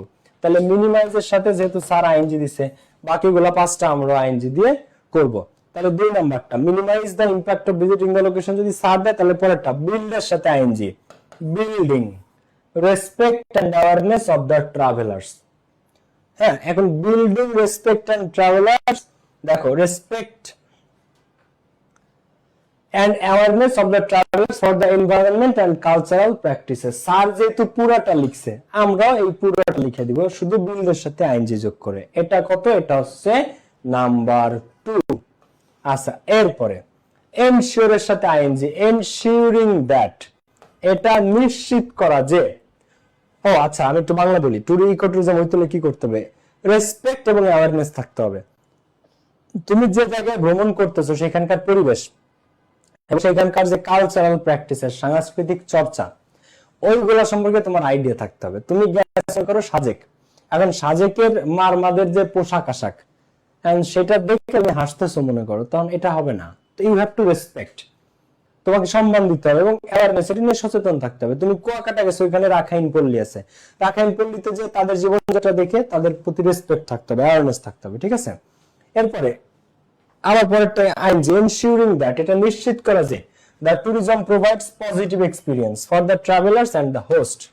তো এটা নিশ্চিত করতে হবে যে এই ট্যুরটা যেন পজিটিভ এক্সপিরিয়েন্স, একটা ইতিবাচক অভিজ্ঞতা দেয় ট্রাভেলারকে এবং হোস্টকে। হোস্ট মানে হচ্ছে তুমি যে জায়গায় গেছো, যাদের হোটেল, যাদের রেস্টুরেন্ট, যাদের রিসোর্ট, যাদের রাস্তাঘাট, যেখানে খাচ্ছ, দাচ্ছ, ঘুমাচ্ছ, যেসব রিসোর্ট হোটেলে উঠছো, তারা হচ্ছে তোমার হোস্ট। তুমি যে অঞ্চলে যাচ্ছ ওই অঞ্চলের মানুষ হোস্ট, আর তুমি কি? তুমি গেস্ট, অথবা তুমি টুরিস্ট, তুমি ট্রাভেলার। তো তোমার এবং তাদের দুই পক্ষের জন্য পজিটিভ এক্সপিরিয়েন্স হয়। এরপরে প্রোভাইড, তাহলে এর সাথে কি আইএনজি? প্রোভাইডিং, এটা আছে 4 number. Providing direct financial aid, প্রত্যক্ষভাবে আর্থিক সহায়তা দেয়া, ফর কনজারভেশন, রক্ষণাবেক্ষণের জন্য। তুমি যে অঞ্চলে যাচ্ছ ওইখানকার পরিবেশ, পরিস্থিতি, এনভায়রনমেন্ট টিকিয়ে রাখার জন্য তোমাকে সরাসরি টাকা পয়সা বিনিয়োগ করতে হবে, টাকা পয়সা এখানে দিয়ে আসতে হবে, যে এটাকে ডিরেক্ট ফাইন্যান্সিয়াল এইড বলে। ইনডিরেক্ট না, ডাইরেক্ট পকেট থেকে টাকায় নোটই দিতে হবে, ঠিক আছে? এটা কি 5 নাম্বারটা। স্যার যেটা আইনজি দিয়ে করছে, আমরা ING. Providing financial aid, empowerment and other benefits for local people, স্থানীয় মানুষদেরকে সাহায্য করতে হবে, ওইখানকার মানুষের এম্পাওয়ারমেন্ট, তারা যেন কিছু করে খেতে পারে, ক্ষমতায়ন হয় তাদের, এবং আদার বেনিফিটস, অন্যান্য সুবিধা দিতে হবে লোকাল পিপল, ওইখানকার স্থানীয় মানুষজনকে। ধরো সেন্ট মার্টিন গেলা সেখানে। এরপরে রেইজের সাথে আইনজি, লাস্ট একটা number 6, raising the travelers awareness of the host countries political, environmental and social climate, এবং কোন একটা যেখানে তুমি যাচ্ছ সেই দেশের পলিটিক্যাল, রাজনৈতিক, এনভায়রনমেন্টাল, পরিবেশগত এবং সোশ্যাল এবং সামাজিক ক্লাইমেট, জলবায়ু সম্পর্কে তোমাদের অ্যাওয়্যার থাকতে হবে, জলবায়ু সম্পর্কে তোমাদের ধারণা থাকতে হবে, সোশ্যাল ক্লাইমেট, এই জিনিসগুলো সম্পর্কে তোমাদের কি ধারণা থাকতে হবে। ক্লিয়ার? এখন তুমি মনে করো ইউক্রেনে গেছো, তুমি ইউক্রেনে চলে গেলে ট্যুরে, এখন রাশিয়া সমানে মিসাইল মারতেছে, তোমার মাথার উপরে এসেটা পড়লো, তাহলে এখানে যেখানে যাচ্ছ বা যে দেশে যাচ্ছ, মায়ানমারে গেলা তুমি, মায়ানমারে জান্তা সরকার শাসন চালাচ্ছে, তোমার যে কোনো কিছু হয়ে যেতে পারে, তাই না? এই ধরনের বিষয় সম্পর্কে ধারণা থাকতে হবে। এইটা গেল হচ্ছে ফ্লো চার্ট। ভাইয়া পুরো বুঝছো না বুঝো নাই? ভাই কমেন্ট গুলো একটু পড়েন প্লিজ। হ্যাঁ, এখন পড়বো। এই হচ্ছে বিষয় আর কি। রিয়া মনি সবগুলো অ্যান্সার করছে, মাশাআল্লাহ, একটা লাভ রিয়াক্ট। ওকে, তৌহিদুল ইসলাম, হ্যাঁ 5 রেইজিং, নিশাত তাসনিম, এটা তো যশোর বোর্ড, মজা বুঝো। হ্যাঁ, এটা যশোর বোর্ড। ওকে ভাইয়া, বক্স পেন্সিল নাকি পেন দিয়ে আঁকতে হবে? যেটা তোমার কমফোর্টেবল, পেন দিয়ে আঁকতে পারো, তবে আগে অ্যান্সার লিখবা তারপরে বক্স আঁকো, ঠিক আছে?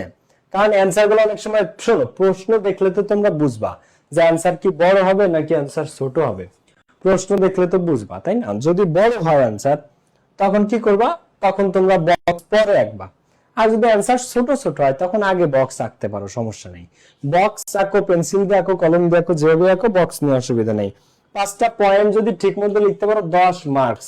আমি হইলে এমন ভাবে লিখতাম যে স্যার আমার 10-এর মধ্যে 9 দিলে আমি মানতাম না, একবারে 10-এ 10ই লাগবে, একবারে 10-এ 10ই লাগবে। ক্লিয়ার? 10 আউট অফ 10ই লাগবে। ওকে, এখন আমরা ফ্লো চার্ট কি তোমাদের ক্লিয়ার হয়েছে? ফ্লো চার্ট কি তোমাদের ক্লিয়ার হয়েছে ভাইয়া পুরা?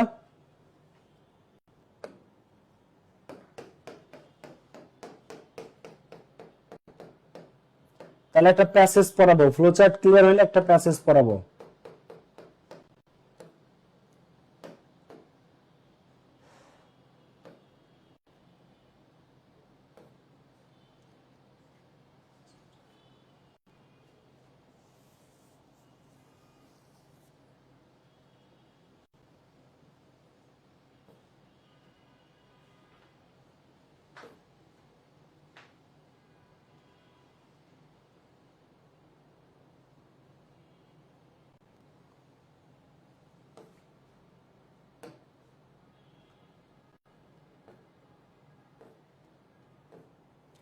করো, অ্যানসার করো, কমেন্ট করো কি করেছো।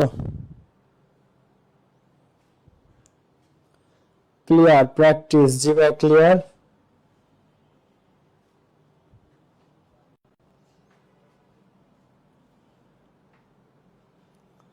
ওকে, ফ্লো চার্টের বিষয়টা হচ্ছে যে জাস্ট তুমি এই জিনিসটা একটু মাথায় রাখবা যে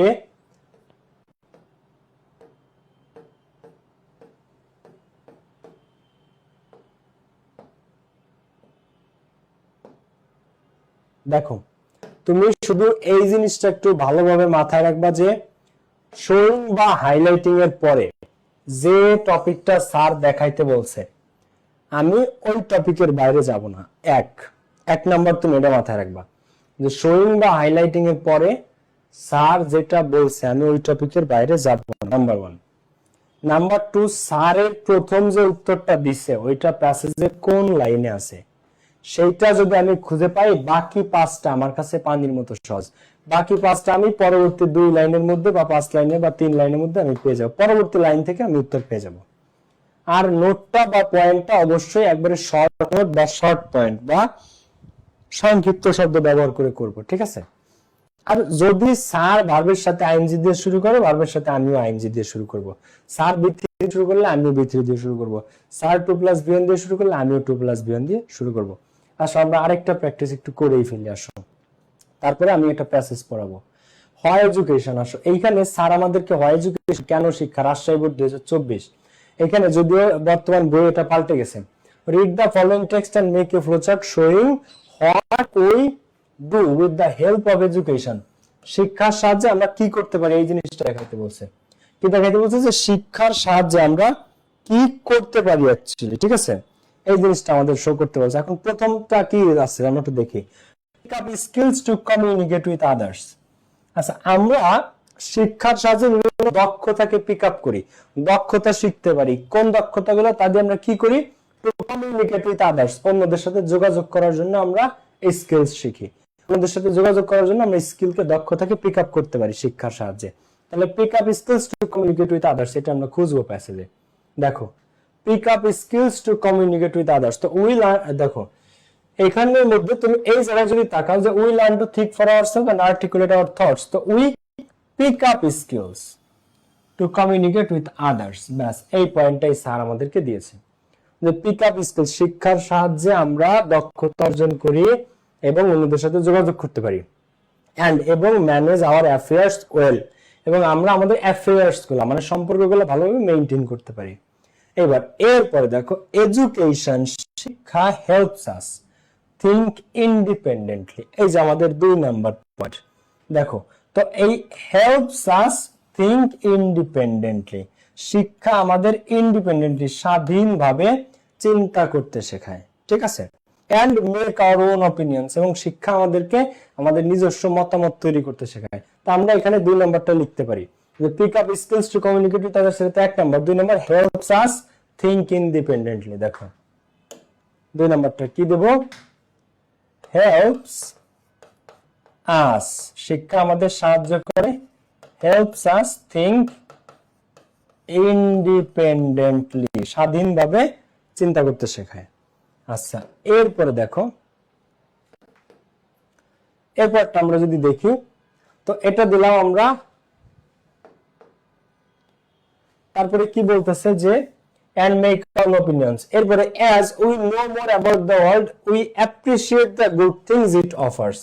এরপরটা, শিক্ষা আমাদেরকে অ্যাপ্রিশিয়েট করতে শেখায়, the good thing it offers, পৃথিবী আমাদেরকে যে ভালো জিনিসগুলো দেয় শিক্ষা আমাদেরকে সেটাকে অ্যাপ্রিশিয়েট করতে শেখায়। আমরা যেন পৃথিবীর ভালো জিনিসগুলোকে অ্যাপ্রিশিয়েট করি, বাট কিন্তু also become critical of the deviations from the values it imparts and the rise of hatred or conflict that follows।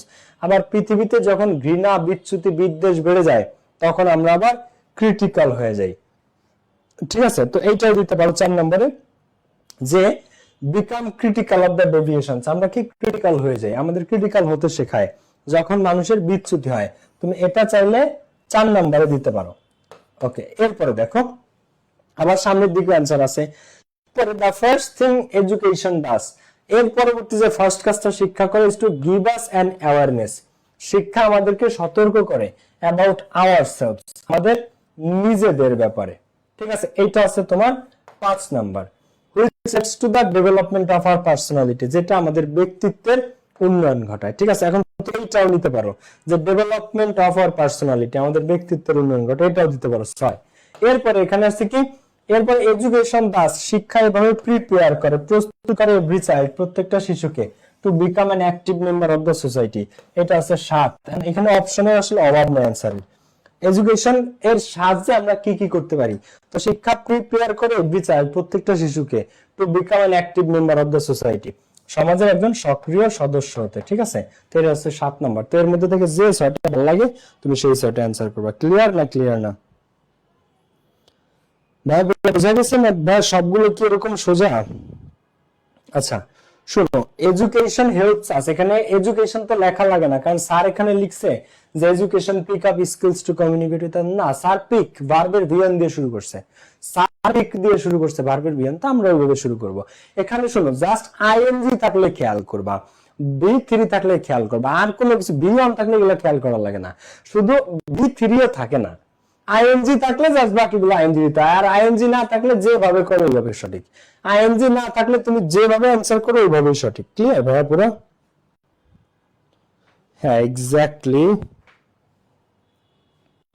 ভাইয়া, একদম ক্লিয়ার ভাইয়া। ইউনিট 9 এর প্যাসেজ পড়ান।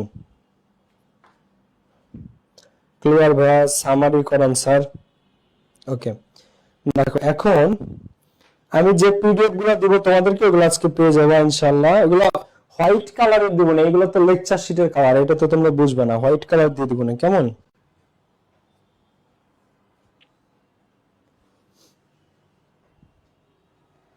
স্যার 9 ইউনিটের প্যাসেজ, 9 ইউনিটে কি আছে রে তোদের এত দরকার? 9 ইউনিট, ইউনিট 9 এ কি আছে? ও অ্যাডোলেসেন্স, ঠিক আছে, অ্যাডোলেসেন্স পড়ানো যায়। আর কি এখন কোনটা দিয়ে শুরু করবো বল? প্যাসেজ কি দিয়ে শুরু করা যায় বলো?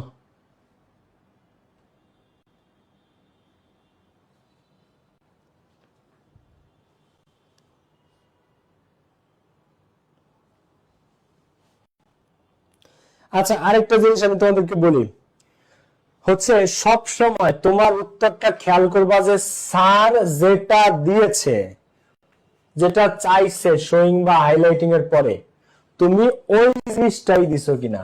তোমার কোনো গাইড, বই, নোট কারোর সাথে মিলে না মিলে ওইটা কোনো বিষয় না, স্যার যেটা শো করতে বলছে তোমার পয়েন্ট গুলা তার সাথে মিলে কিনা। স্যার বলছে শিক্ষার সাহায্যে কি কি করা যায়, এখন তুমি যে আরেকটা বই থেকে মনে করো প্র্যাকটিস করতেছো, ঠিক আছে, তো ওইখানে এই প্যাসেজ থেকে আরেকটা জিনিস দেখাইতে বলছে, ওইখান থেকে হয়তো বলছে যে শো দা, হ্যাঁ, ডেফিনেশন অফ নলেজ বা ডেফিনেশন অফ এডুকেশন। মনে করো তুমি এখানে ধরো এই যে ফুড ট্রেন্ডস, হ্যাঁ, তো ফুড ট্রেন্ডস এর মধ্যে থেকে ঢাকা বোর্ডে আসছে কি, ঢাকা বোর্ডে আসছে যে জাঙ্ক ফুডের নাম বলো। এখন আরেক জায়গায় আসছে যে জাঙ্ক ফুডের নাম না, কারণ এটা তো বড় প্যাসেজ, এইখানে মনে করো এতটুকু আছে, কিন্তু এটা তো একটা বড় প্যাসেজ, তো ওইখানে তো আসছে যে জাঙ্ক ফুডের নেগেটিভ এন্ড পজিটিভ দিকস অথবা হার্মফুল সাইডস, ঠিক আছে। তো ওইখানে আরেকটা প্যাসেজ মনে করো, সেখানে বলছে শো বা showing the negative impacts of junk food, হ্যাঁ, showing the negative impacts of junk food, junk ফুডের নেগেটিভ ইম্প্যাক্ট গুলা কি কি, খারাপ দিক গুলা কি কি, নেতিবাচক প্রভাব গুলা কি কি সেটা দেখাও। এখন তুমি যে বই থেকে পড়তেছো, মনে করো নবদূত থেকে, এখন নবদূতে ওরা ওদের প্র্যাকটিসের জন্য ওরা মনে করো এটা দিছে শোয়িং দ্য নেগেটিভ ইম্প্যাক্টস, তখন কিন্তু ওইটার অ্যানসারে প্যাসেজের মধ্যে এই নেগেটিভ ইম্প্যাক্টস গুলা তুলে ধরবে ওরা। আবার ঢাকা বোর্ডে বলছে জাঙ্ক ফুডের নাম, তখন আমরা যদি ঢাকা বোর্ডেরটা করি তাহলে আমরা এইটার নাম দিব জাঙ্ক ফুডের নাম। আমরা যদি নবদূত থেকে করি, নবদূতে যদি বলে নেগেটিভ ইম্প্যাক্ট, তখন কিন্তু তুমি নেগেটিভ ইম্প্যাক্ট পাবা। এখন তুমি যদি মিলাও যে ভাইয়া এইখানে ঢাকা বোর্ডে আমরা জাঙ্ক ফুডের নাম দিছি, কিন্তু নবদূতে তো ওইটা দিছে, আর নবদূতে ওইটা দিছে কারণ নবদূতের শো করে বলছে আলাদা জিনিস, মানে ওরা হয়তো ওদের প্র্যাকটিসের জন্য দিছে, বুঝা গেছে। তুমি খেয়াল করবা স্যার যেটা শো করতে বলছে তুমি ওইটা শো করতেছো কিনা, আর কোনো কাহিনী নেই, সিম্পল। হ্যাঁ, শব্দ অর্থের বই পাওয়া যাবে আপনার কাছে যতটুকু দরকার, প্লিজ। শব্দ অর্থের বই বলতে তুমি কি ভোকাবুলারির কথা বলতেছো আপু? ভোকাবুলারি পিডিএফ আমি তোমাদেরকে দিব, ভোকাবুলারি পিডিএফ আমি তোমাদেরকে দিব, ঠিক আছে? ইউনিট 2 আর unit 10। Unit 2 art and craft, folk music. আচ্ছা, আর্ট ফক মিউজিকটা পড়ানো যায়।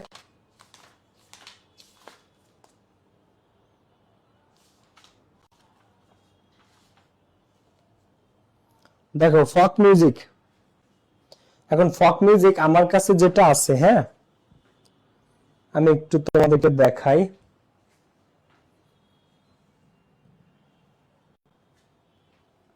ফক মিউজিক, ফক মিউজিক, ফক মিউজিক।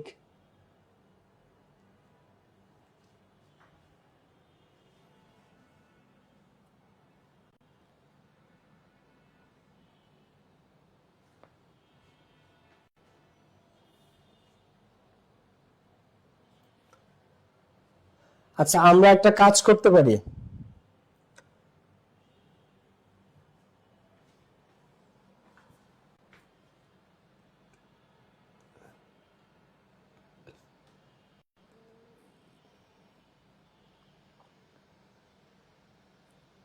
আচ্ছা, আমরা এই প্যাসেজটা আগে পড়ি, আসো। ঠিক আছে, যেটা ঢাকা বোর্ড 24-এর কোশ্চেন, তো এটা 26-এ তোমরা পাওয়ার সম্ভাবনা আছে। ডান বিটেন গ্রাউস। আমরা এই প্যাসেজটা আগে পড়ে ফেলি, ঠিক আছে? সবাই আসে পড়ে করো। আর একজনকে আমরা একটু ক্যাপ্টেন নিয়োগ দিতে চাই, যে রেগুলার ক্লাসে থাকবা। তার কাজ হচ্ছে আমরা যত প্যাসেজ পড়তেছি, যত টপিক শেষ করতেছি, এই প্রত্যেকটা লিখে রাখা, যে ভাই এইটা আমাদের হয়েছে, এইটা আমরা পড়েছি, এটা আমাদের বাকি আছে। ঠিক আছে, আমরা দ্য আনবিটেন দিয়ে শুরু করি। ফক মিউজিকের তোমাদের এই বইয়ের পিডিএফটা, এই বইয়ের একটা পিডিএফ আছে, ঠিক আছে? তো আমার কাছে যে পিডিএফটা আছে ওইটা একেবারে 26-এর যেটা তোমাদের, ওইটার সাথে কিছু জিনিস মিলে না। তো আমি এটা একটু রিচেক করব, রিচেক করে নেক্সট ক্লাস থেকে আমার এটা একটু রিচেক করার দরকার। রিচেক করে তারপর আমি শুরু করবো আর কি, ঠিক আছে? ওকে, ফার্স্ট থেকে ধারাবাহিকভাবে পড়ান ভাইয়া, শুরু করেন ভাইয়া। ওকে, হ্যাঁ ভাইয়া 9 to 12 ভাইয়া নিজের ইচ্ছা মতো পড়ান, অনেকের অনেক মতামত আছে। হ্যাঁ, কোনো সমস্যা নেই, আমরা সবই শেষ করবো ভাইয়া, আমরা শেষ করবো সবই, বাদ যাবে না কোনো শিশু, ঠিক আছে? আমরা শেষ করবো সবই। তোমরা বের করো সবাই আনবিটেন গার্লস। এবার তোমাদের পরীক্ষাতে পাওয়া ইউনিট 7 লেসন 3 বের করো। তাও ভাই ঢাকা বোর্ড 24-এর কোশ্চেন, হ্যাঁ তোমাদের কলেজে হুবহু রিপিট হইতে পারে। ইউনিট 7 এর লেসন 3, ইউনিট 7 লেসন 3। আচ্ছা, বিট মানে কাউকে মারা বা প্রহার করা। বিট মানে কি? বিট মানে কাউকে মারা বা প্রহার করা, প্রহার করা বা কাউকে মারা। তো এই আনবিটেন মানে যারে মারা যায় না, যারে প্রহার করা যায় না, যাকে হারানো যায় না, যাকে হারানো যায় না, যাকে মারা যায় না, যাকে পরাজিত করা যায় না, তাকে বলে আনবিটেন মানে অপরাজেয়। কি? অপরাজেয়, যাকে পরাজিত করা যায় না। ঠিক আছে, যাকে কি করা যায় না? যাকে পরাজিত করা যায় না। এখন এই প্যাসেজটার কাহিনীটা কি, তাই না? বই বের করো সবাই, নোট ইয়াগুলা দাগায় রাখবা। আমি যে বাংলা মিনিং গুলা বলবো, এই বাংলা মিনিং গুলা দাগায় রাখবা, ঠিক আছে? ওকে, তো কাহিনী হচ্ছে কি নিয়ে এই প্যাসেজের? বই বের করছো সবাই? বাংলাদেশ 2018 সালের সাফ চ্যাম্পিয়নশিপে, সাফ সাফ কি? South Asian football federation, south Asian football federation, তারে কি বলা হয়? তারে বলা হয় সাফ, ঠিক আছে? তো এই সাফ চ্যাম্পিয়নশিপে সাউথ এশিয়ান ফুটবল ফেডারেশন 2018 সালে খেলতে যায় বাংলাদেশের টিম। এখন এটা নারীদের, উইমেন্স, ঠিক আছে? বাংলাদেশের নারীদের এটা women's championship.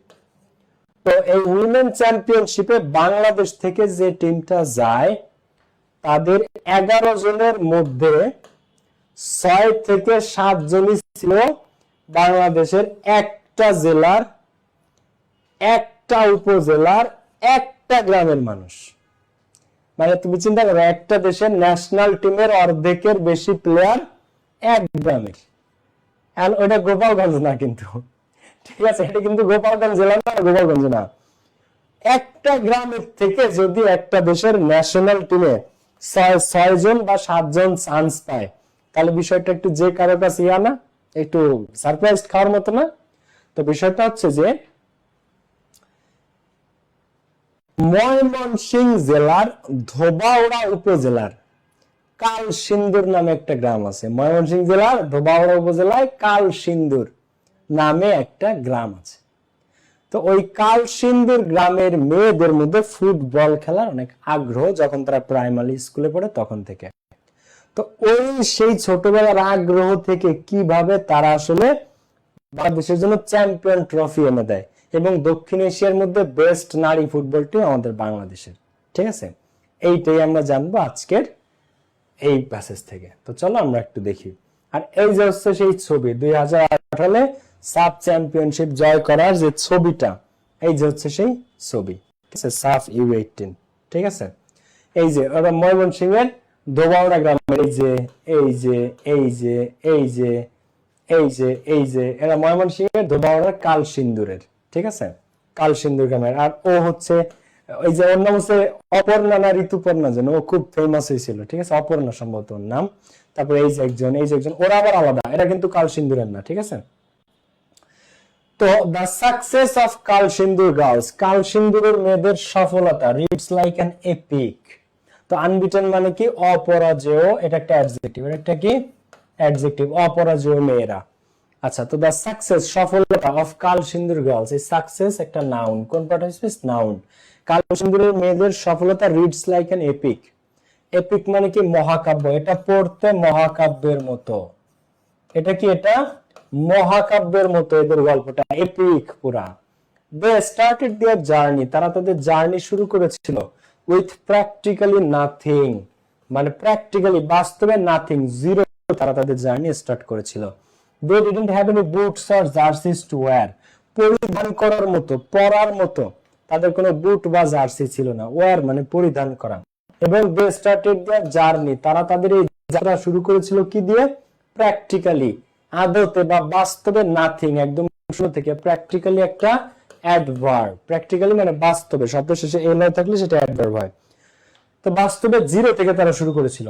They didn't have any boot or jersey to wear, কোনো ফুটবল খেলার জন্য বুট লাগে, জার্সি লাগে, কোনো কিছুই তাদের ছিল না। এটা কিন্তু ঢাকা বোর্ড 24-এর কোশ্চেন, কিন্তু রিপিট হবে। তো ইনিশিয়ালি, প্রারম্ভে বা শুরুর দিকে, ইনিশিয়ালি মানে এট দা বিগিনিং, শুরুর দিকে বা শুরুতে। ইনিশিয়ালি এলআই আছে লাস্টে, এলআই থাকলে কি হয়? মাত্র বলছি, practically LI, initially LI, LI কি? অ্যাডভার্ব। তো ইনিশিয়ালি প্রারম্ভে বা শুরুর দিকে, দে প্লেড ওয়্যারিং সালোয়ার, শুরুর দিকে তারা সালোয়ার এন্ড কামিজ, সালোয়ার এবং কামিজ ওয়্যারিং পরিধান করে তারা খেলতো, সালোয়ার আর kameez. They also suffer from malnutrition, এই যে একটা জিনিস, সাফার ফ্রম, আজীবন, সাফার ফ্রম, এই সাফারের পরে অ্যাপ্রোপ্রিয়েট প্রিপোজিশন ফ্রম হয়, আজীবন। সাফার মানে কোনো কিছুতে ভোগা, সাফার ফ্রম। তো ওই মেয়েরা আবার ভুগতেছিল ম্যালনিউট্রিশন, অপুষ্টিতে। ম্যালনিউট্রিশন মানে কি? অপুষ্টি, অপুষ্টি, এটাকে বলা হয় ম্যালনিউট্রিশন। শব্দ শেষে টিআই ওয়েন থাকলে সেটা নাউন হয়। অপুষ্টি, তারা কি? অপুষ্টিতে ভুগতেছিল। তো what made them win against all adversities then, তাহলে কোন জিনিসগুলো মেড দেম উইন, তাদেরকে জিতিয়েছে? এগেইনস্ট, বিরুদ্ধে। এগেইনস্ট একটা প্রিপজিশনের মানে কি?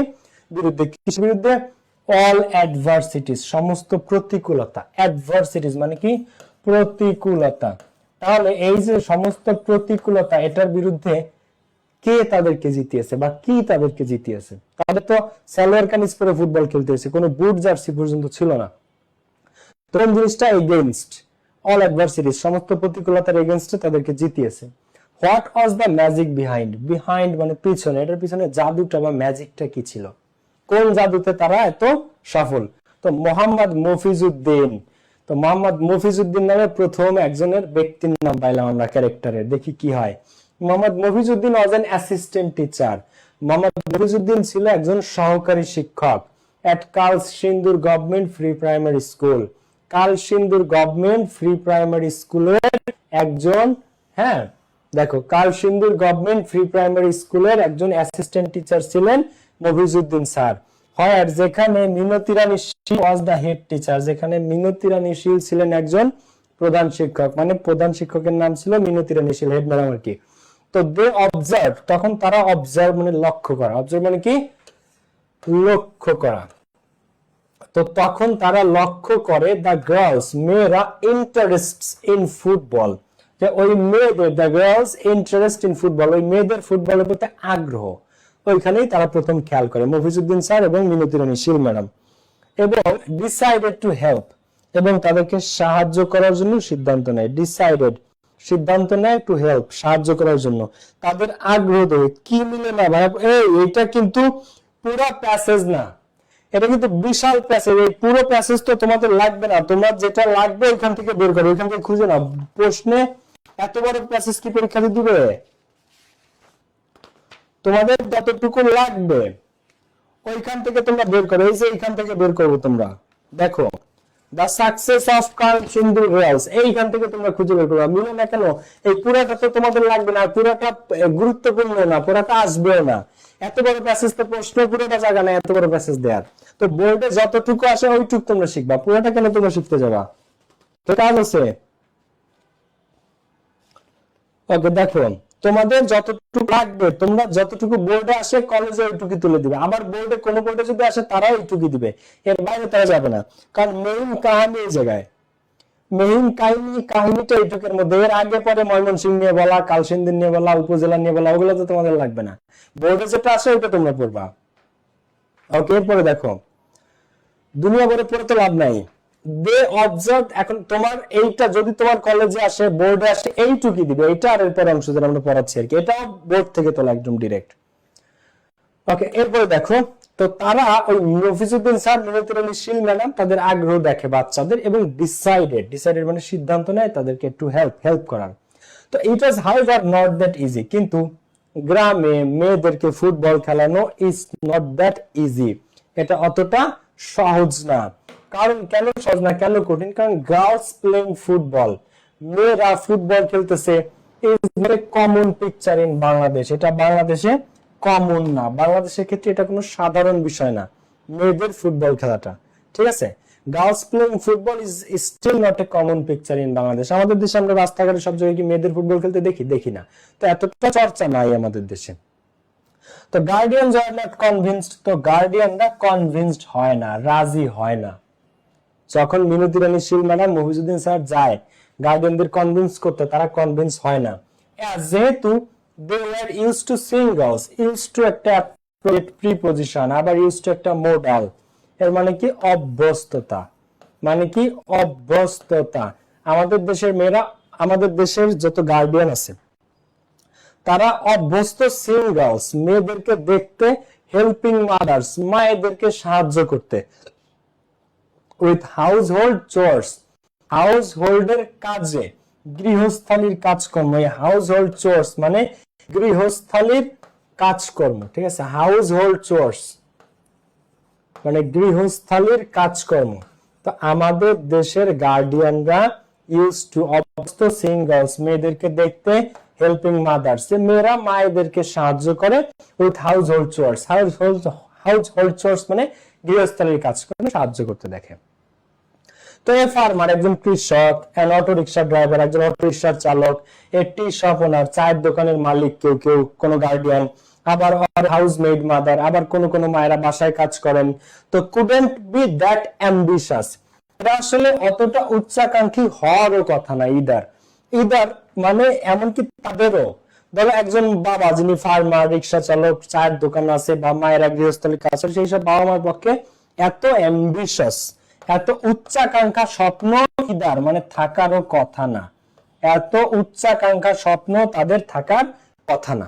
অ্যাম্বিশাস মানে উচ্চাকাঙ্ক্ষী, এতটা উচ্চাকাঙ্ক্ষী হওয়ার কথা না ছেলে মেয়েদের নিয়ে, কারণ তারা সাধারণ রিক্সা চালক, চায়ের দোকানদার, ড্রাইভার।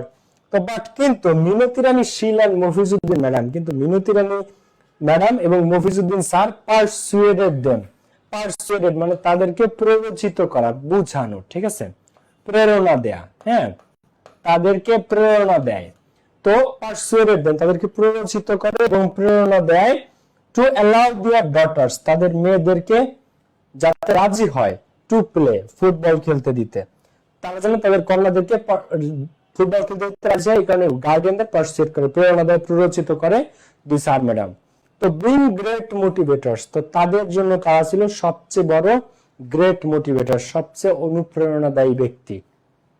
তো তাদের মোটিভেটেড হওয়ার পরে the two teacher supported the girls, এই দুই শিক্ষক শিক্ষিকা সাপোর্টেড দ্য গার্লস, মেয়েদেরকে সাপোর্ট করে ইন দেয়ার এফোর্ট, তাদের প্রচেষ্টায় to overcome the odds. Odds মানে বাধা বিপত্তি। অডস মানে কি?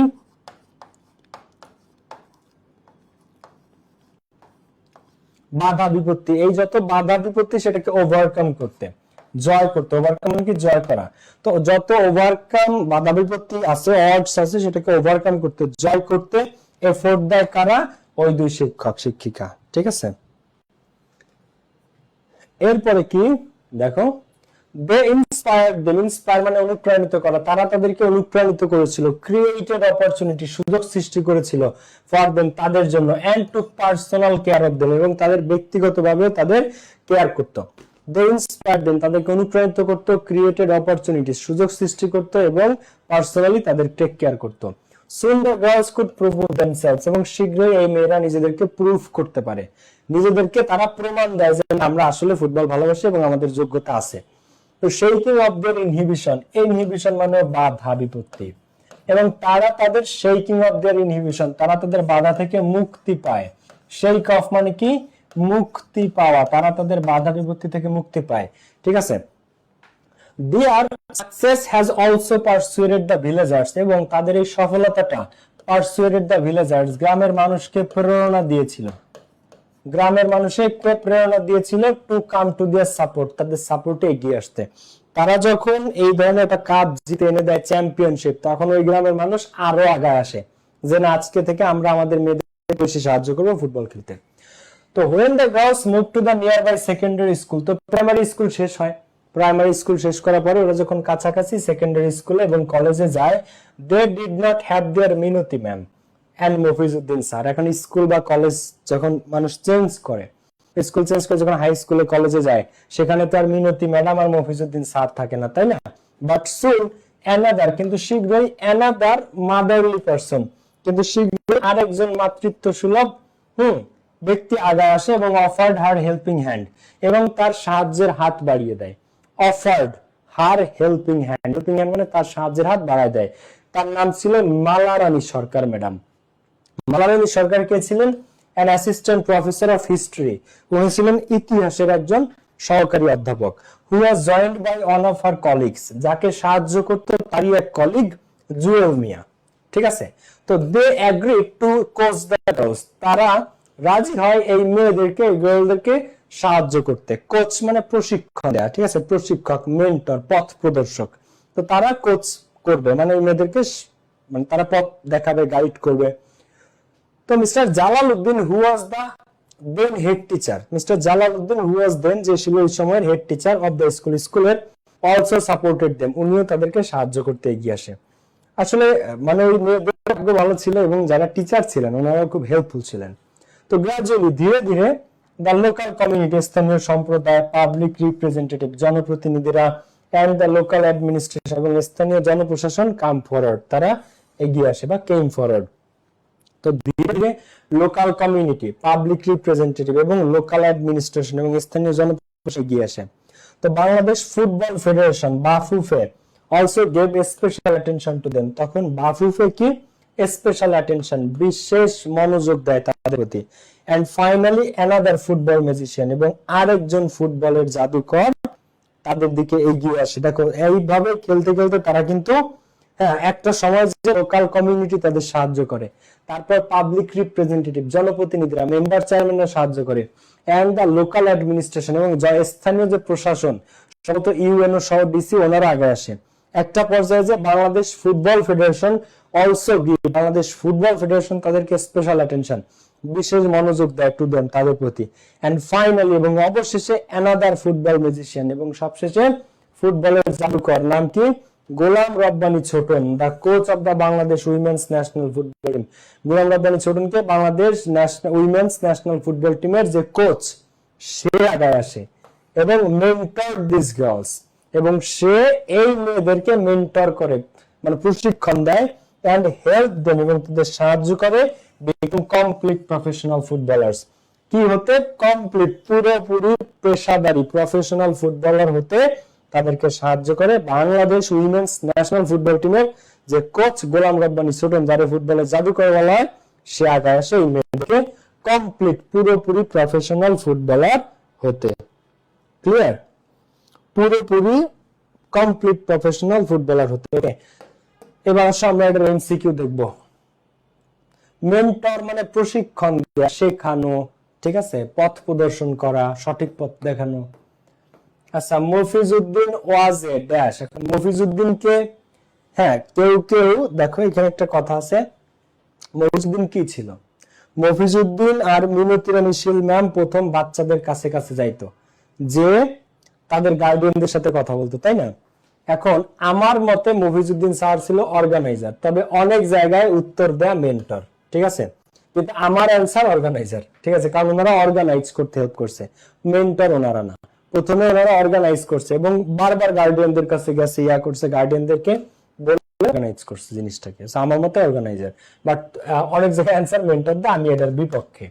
ওকে, what does the word malnutrition mean? Malnutrition মানে কি? অপুষ্টির শিকার। তো ল্যাক অফ ডেলিশাসনেস, খাবারের স্বাদের অভাব, ল্যাক অফ টেস্ট, টেস্টের অভাব, ল্যাক অফ ফুড, খাবারের অভাব, lack of balanced health, balanced মানে ভারসাম্যপূর্ণ স্বাস্থ্যের অভাব, তো lack of balanced health. Malnutrition মানে অপুষ্টির শিকার, মানে দেহে পুষ্টির ব্যালেন্স নাই, একটা ভিটামিন এ আছে, ডি নাই, ডি আছে, নাই, এ আছে, সি নাই, এরকম, ঠিক আছে। কারেক্ট অ্যান্সার সি, 3 নাম্বারটা। এরপরে girls playing football is not a common picture, এটা দ্বারা কি বোঝায়? মেয়েরা ফুটবল খেলতেছে আমাদের দেশে, এটা কোনো কমন পিকচার না। আমরা এখানে কি দিয়ে অ্যানসার করব বলো তো? রিপ্রেজেন্টেটিভ মানে কি? জনপ্রতিনিধি, ভাই, জনপ্রতিনিধি, ঠিক আছে। ওকে, দেখো, girls playing football is not a common picture, তো এটা কি? মেয়েরা ফুটবল খেলে, এটা আমাদের দেশে কোনো কমন পিকচার না, এটা দ্বারা কি বোঝায়? তো football is not a game for girls, football মেয়েদের খেলা না। Football is not a good game, football কোনো ভালো খেলা না। Football is restricted for girls, football মেয়েদের জন্য রেস্ট্রিক্টেড। আর হচ্ছে girls are not regular in playing football, আমাদের দেশে মেয়েরা ফুটবলে অতটা রেগুলার না, তো girls are not regular in playing football, আমাদের দেশে মেয়েরা ফুটবল খেলছে, এটা অতটা রেগুলার না। আচ্ছা, what is the meaning of the word এই চোর্স? চোর্স মানে কি? গৃহস্থালীর কাজকর্ম। তো রেসপন্সিবিলিটিস, দায় দায়িত্ব না। জবস, চাকরি না। ফোর্সেস, কোনো ফোর্স করা না। হাউস ওয়ার্কস, বাসা বাড়ির কাজ বা গৃহস্থালীর কাজ। সো চোর্স মানে হাউস ওয়ার্ক, গৃহস্থালিক বা বাসা বাড়ির কাজ। এগুলো কিন্তু সব বোর্ড কোশ্চেন, বোর্ডে আসছে সেই কোশ্চেন। আচ্ছা, শেক অফ মানে কি? থ্রো করা, কোনো কিছুকে নিক্ষেপ করা, অ্যাভয়েড করা, এড়িয়ে যাওয়া। থ্রো মানে নিক্ষেপ করা। মুভ, কোনো কিছুকে সরানো। টু গেট অফ, মুক্তি পাওয়া। তো শেক অফ ইনহিবিশন প্যাসেজে ছিল। শেক অফ ইনহিবিশন মানে কি? বাধা বিপত্তি থেকে মুক্ত হওয়া। তো শেক অফ মানে মুক্ত হওয়া, যেটা একটা ফ্রেজ। এটার সিনোনিম হচ্ছে to get rid of. To get rid of মানে মুক্ত হওয়া, ঠিক আছে, মুক্ত হওয়া বা মুক্তি পাওয়া। Secondary level of school means, বলো সেকেন্ডারি স্কুল বলতে কি বোঝায়? 6 to 8, 6 to 12, 5 to 8 নাকি 6 to 10? বলো তো দেখি, তোমাদের আইকিউ লেভেলটা দেখি এফ নাম্বারে।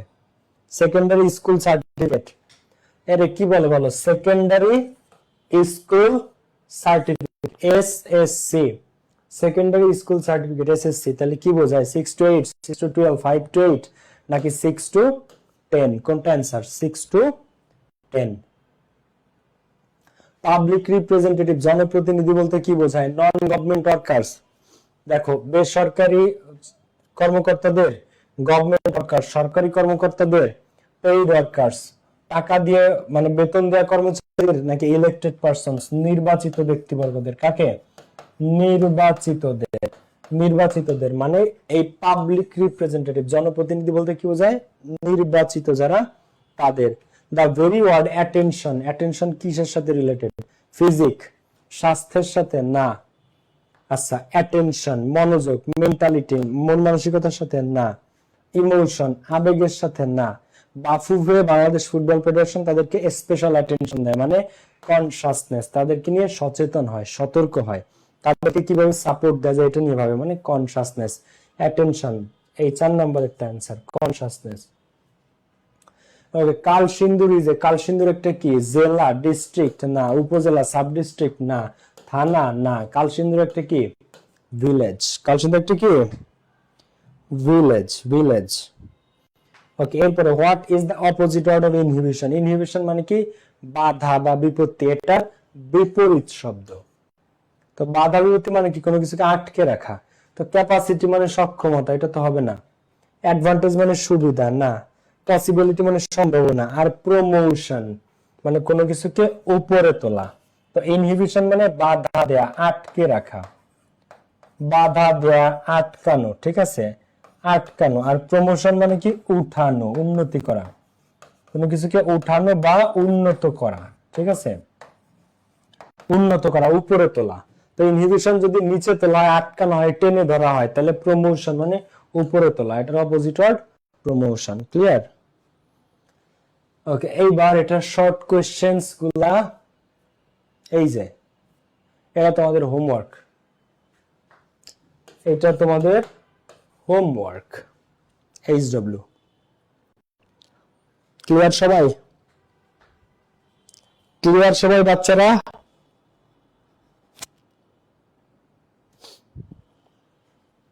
অল ক্লিয়ার সবাই তোমাদের? তাহলে আজকে কি আর কিছু আছে? নেক্সট ক্লাস শনিবারে, নেক্সট ক্লাস শনিবার রাত 9টায়। পরবর্তী ক্লাস কবে বলো? শনিবার রাত 9টায়।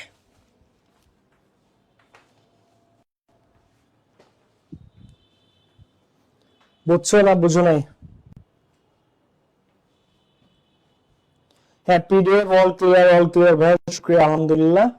বাকিগুলো পেয়ে যাবা সবাই। Okay, PDF, flowchart, summary, graph chart, theme আমি দিয়ে দিচ্ছি। সবাই ভালো থাকো, সুস্থ থাকো।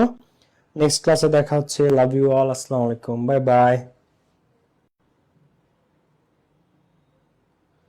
তাহিয়া আক্তার লিখছে ওদের ফার্স্ট পেপারে 50 মার্কস, সেকেন্ড পেপারে 50 মার্কস। ওকে, শনিবারে আমাদের নেক্সট ক্লাস। ওকে জি স্যার, বুঝছি, ঠিক আছে। আল্লাহ হাফেজ, আসসালামু আলাইকুম, বাই বাই। এই তোমাদের বন্ধু বান্ধব যারা ভর্তি হয় না এই ব্যাচে, তাদেরকে বলে ভর্তি হতে। তোমাদের যে সময় friend circle, একেম Nafees, love you ভাইয়া, লাভ ইউ টু ভাইয়া, ইয়াদান চৌধুরী, সুমাইয়া আক্তার, তোমাদের ফ্রেন্ড সার্কেল যারা এই ব্যাচে ভর্তি হয় নাই, তাদেরকে বলবা ভর্তি হতে, বন্ধু বান্ধব যারা ভর্তি হয় নাই। ঠিক আছে, সবাই ভালো থাকো, সুস্থ থাকো, ফ্রেন্ড সার্কেলকে শেয়ার করে ভর্তি হওয়ার জন্য। আল্লাহ হাফেজ, আসসালামু আলাইকুম।